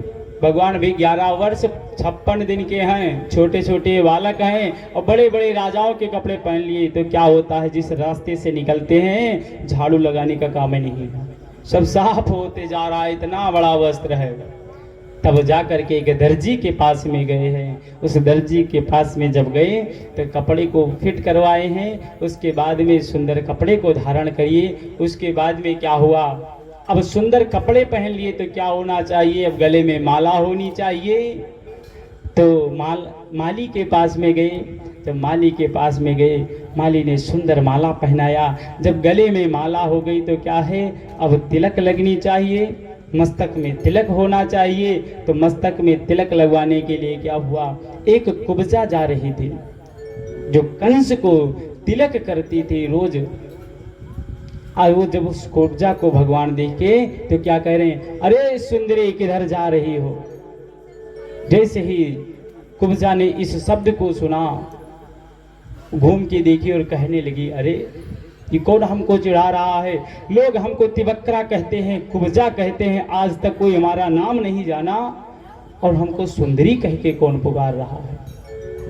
भगवान दौड़ते हुए पास में गए और कहे कि हमने ही पुकारा है। हम इस शरीर की सुंदरता नहीं देखते हैं, हम मन की सुंदरता देखते हैं। तो तुम्हारा मन निर्मल है, तुम्हारा मन सुंदर है, और ये चंदन हमें लगा दो, ये चंदन लगा दो। जब चंदन की बात आई, कुब्जा ने कहा, मैं इस चंदन को जब कंस को लगाती थी उसी से मेरी रोजी रोटी चलती थी।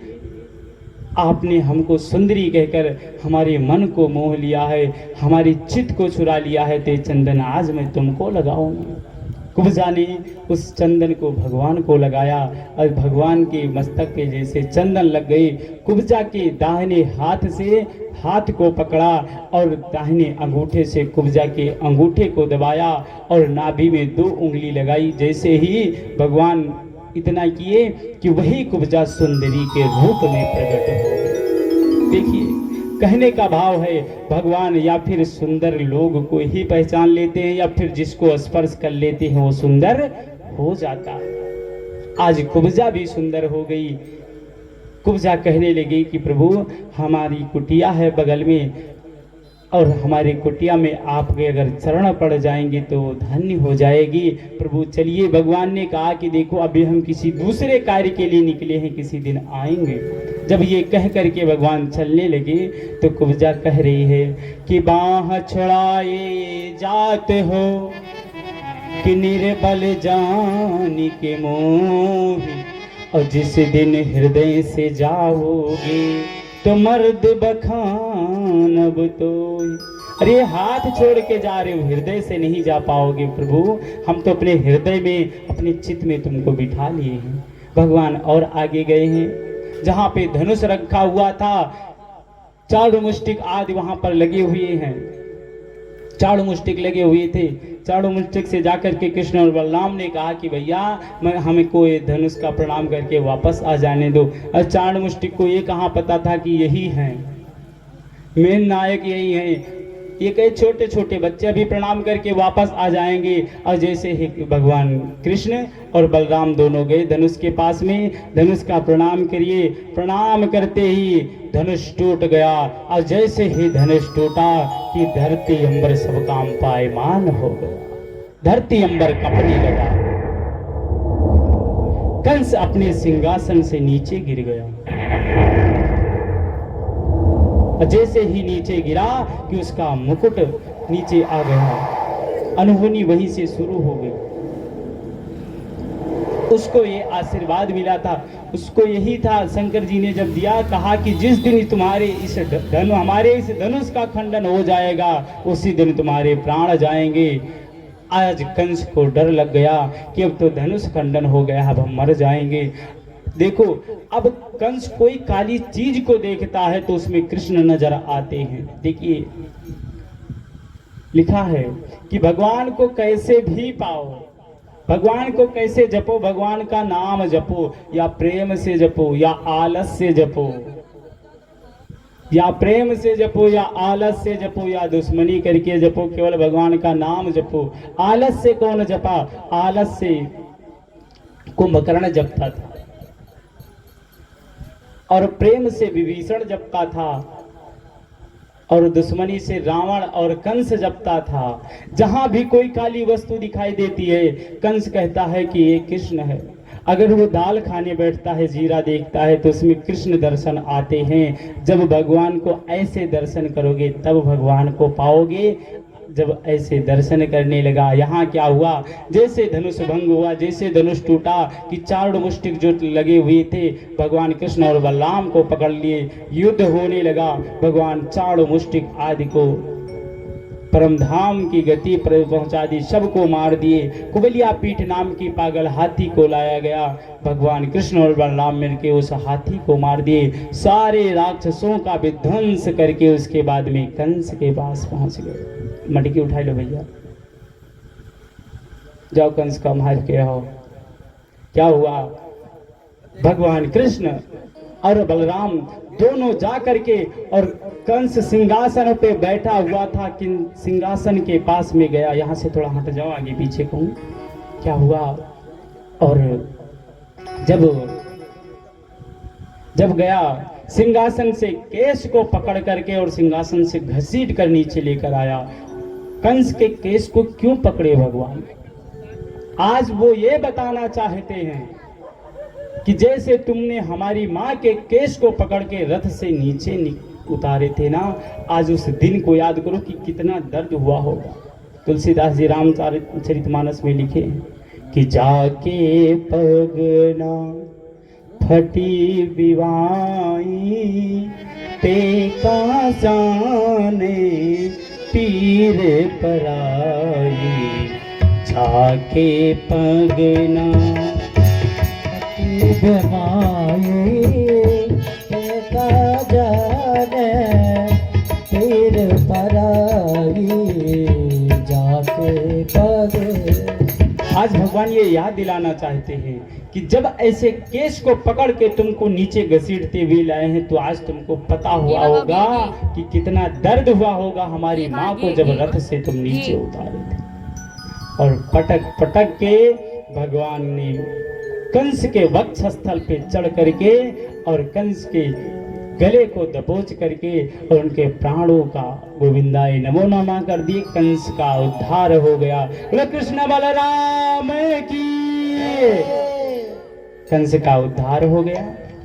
आइए हम लोग अब कुछ क्षण भगवान का नाम लेंगे, उसके बाद में आरती प्रसाद, और कल अंतिम दिन का दिन का कथा है। कल भगवान का विवाह होगा, भगवान का 16,108 विवाह होगा, उसका हम लोग वर्णन सुनेंगे। भगवान विद्या अध्ययन करने जाएंगे, सुदामा चरित्र हम लोग अध्ययन करेंगे सुनेंगे। उसके बाद में परीक्षित मोक्ष की कथा तक कल विश्राम दिवस है। और एक विशेषता और बताई जाती है विश्राम दिवस की, कि अगर किसी कारणवश हम पहले दिन कथा सुनने नहीं आ पाते हैं, 6 दिन कथा हम किसी कारणवश नहीं सुन पाते हैं, अगर हम 7वें दिन की कथा सुन लेते हैं तो संपूर्ण भागवत सुनने का फल मिलता है। इसलिए जो आते हैं वो तो आएंगे ही, जो नहीं आते हैं वो भी अगर 7वें दिन की कथा श्रवण कर लेंगे तो संपूर्ण भागवत सुनने का फल प्राप्त होगा। आइए हम लोग कुछ क्षण भगवान के पावन नाम का गुणगान करेंगे, तत्पश्चात आरती का दर्शन करेंगे। भजे गोविंद गोविंद गोपाला, भजे गोविंद गोविंद गोपाला, भजे गोविंद गोविंद। मेरा मुरली मनोहर नंदलाला। सब लोग तालियों की सेवा करते हुए मुंह से बोलते हुए। देखिए भक्ति कितने प्रकार की होती है। श्रवणम मतलब सुनना, जो आप लोग सुन रहे हैं। कीर्तनम ताली बजा के भगवान का नाम जपना, ये भी भक्ति है।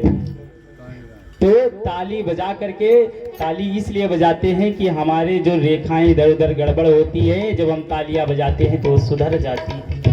वैज्ञानिक दृष्टि से अगर हम लोग ताली बजाते हैं ना, तो हमारे मन में जो भी ऊर्जा खत्म हो जाती है, वो चैतन्यता आ जाती है ताली बजाने से। इसलिए तालियों की सेवा करते हुए और मुख से भगवान का भजन करते हुए, देखिए एक भक्ति करने से तो काम चलेगा नहीं, केवल श्रवणम कीर्तनम स्मरणम, स्मरण होना चाहिए भगवान का।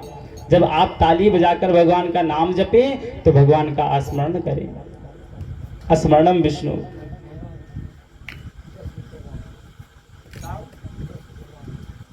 है तालियों की सेवा करते हुए भगवान का मुंह से नाम जपते हुए, और कहेंगे भजे गोविंद गोविंद गोपाला, भजे गोविंद गोविंद गोपाला, भजे मुरली मनोहर नंदलाला, भजे मुरली मनोहर नंदलाला।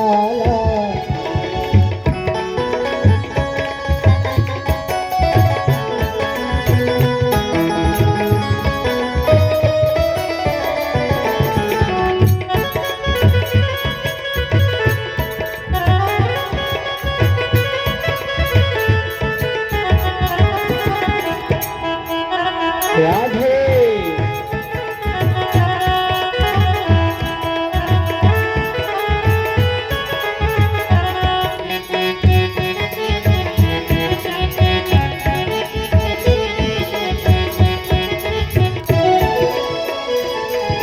गोविंद मेरो है, गोपाल मेरो है, गोविंद मेरो है, गोपाल मेरो है, गोविंद मेरो है, गोपाल मेरो है, गोविंद मेरो है, गोपाल मेरो है।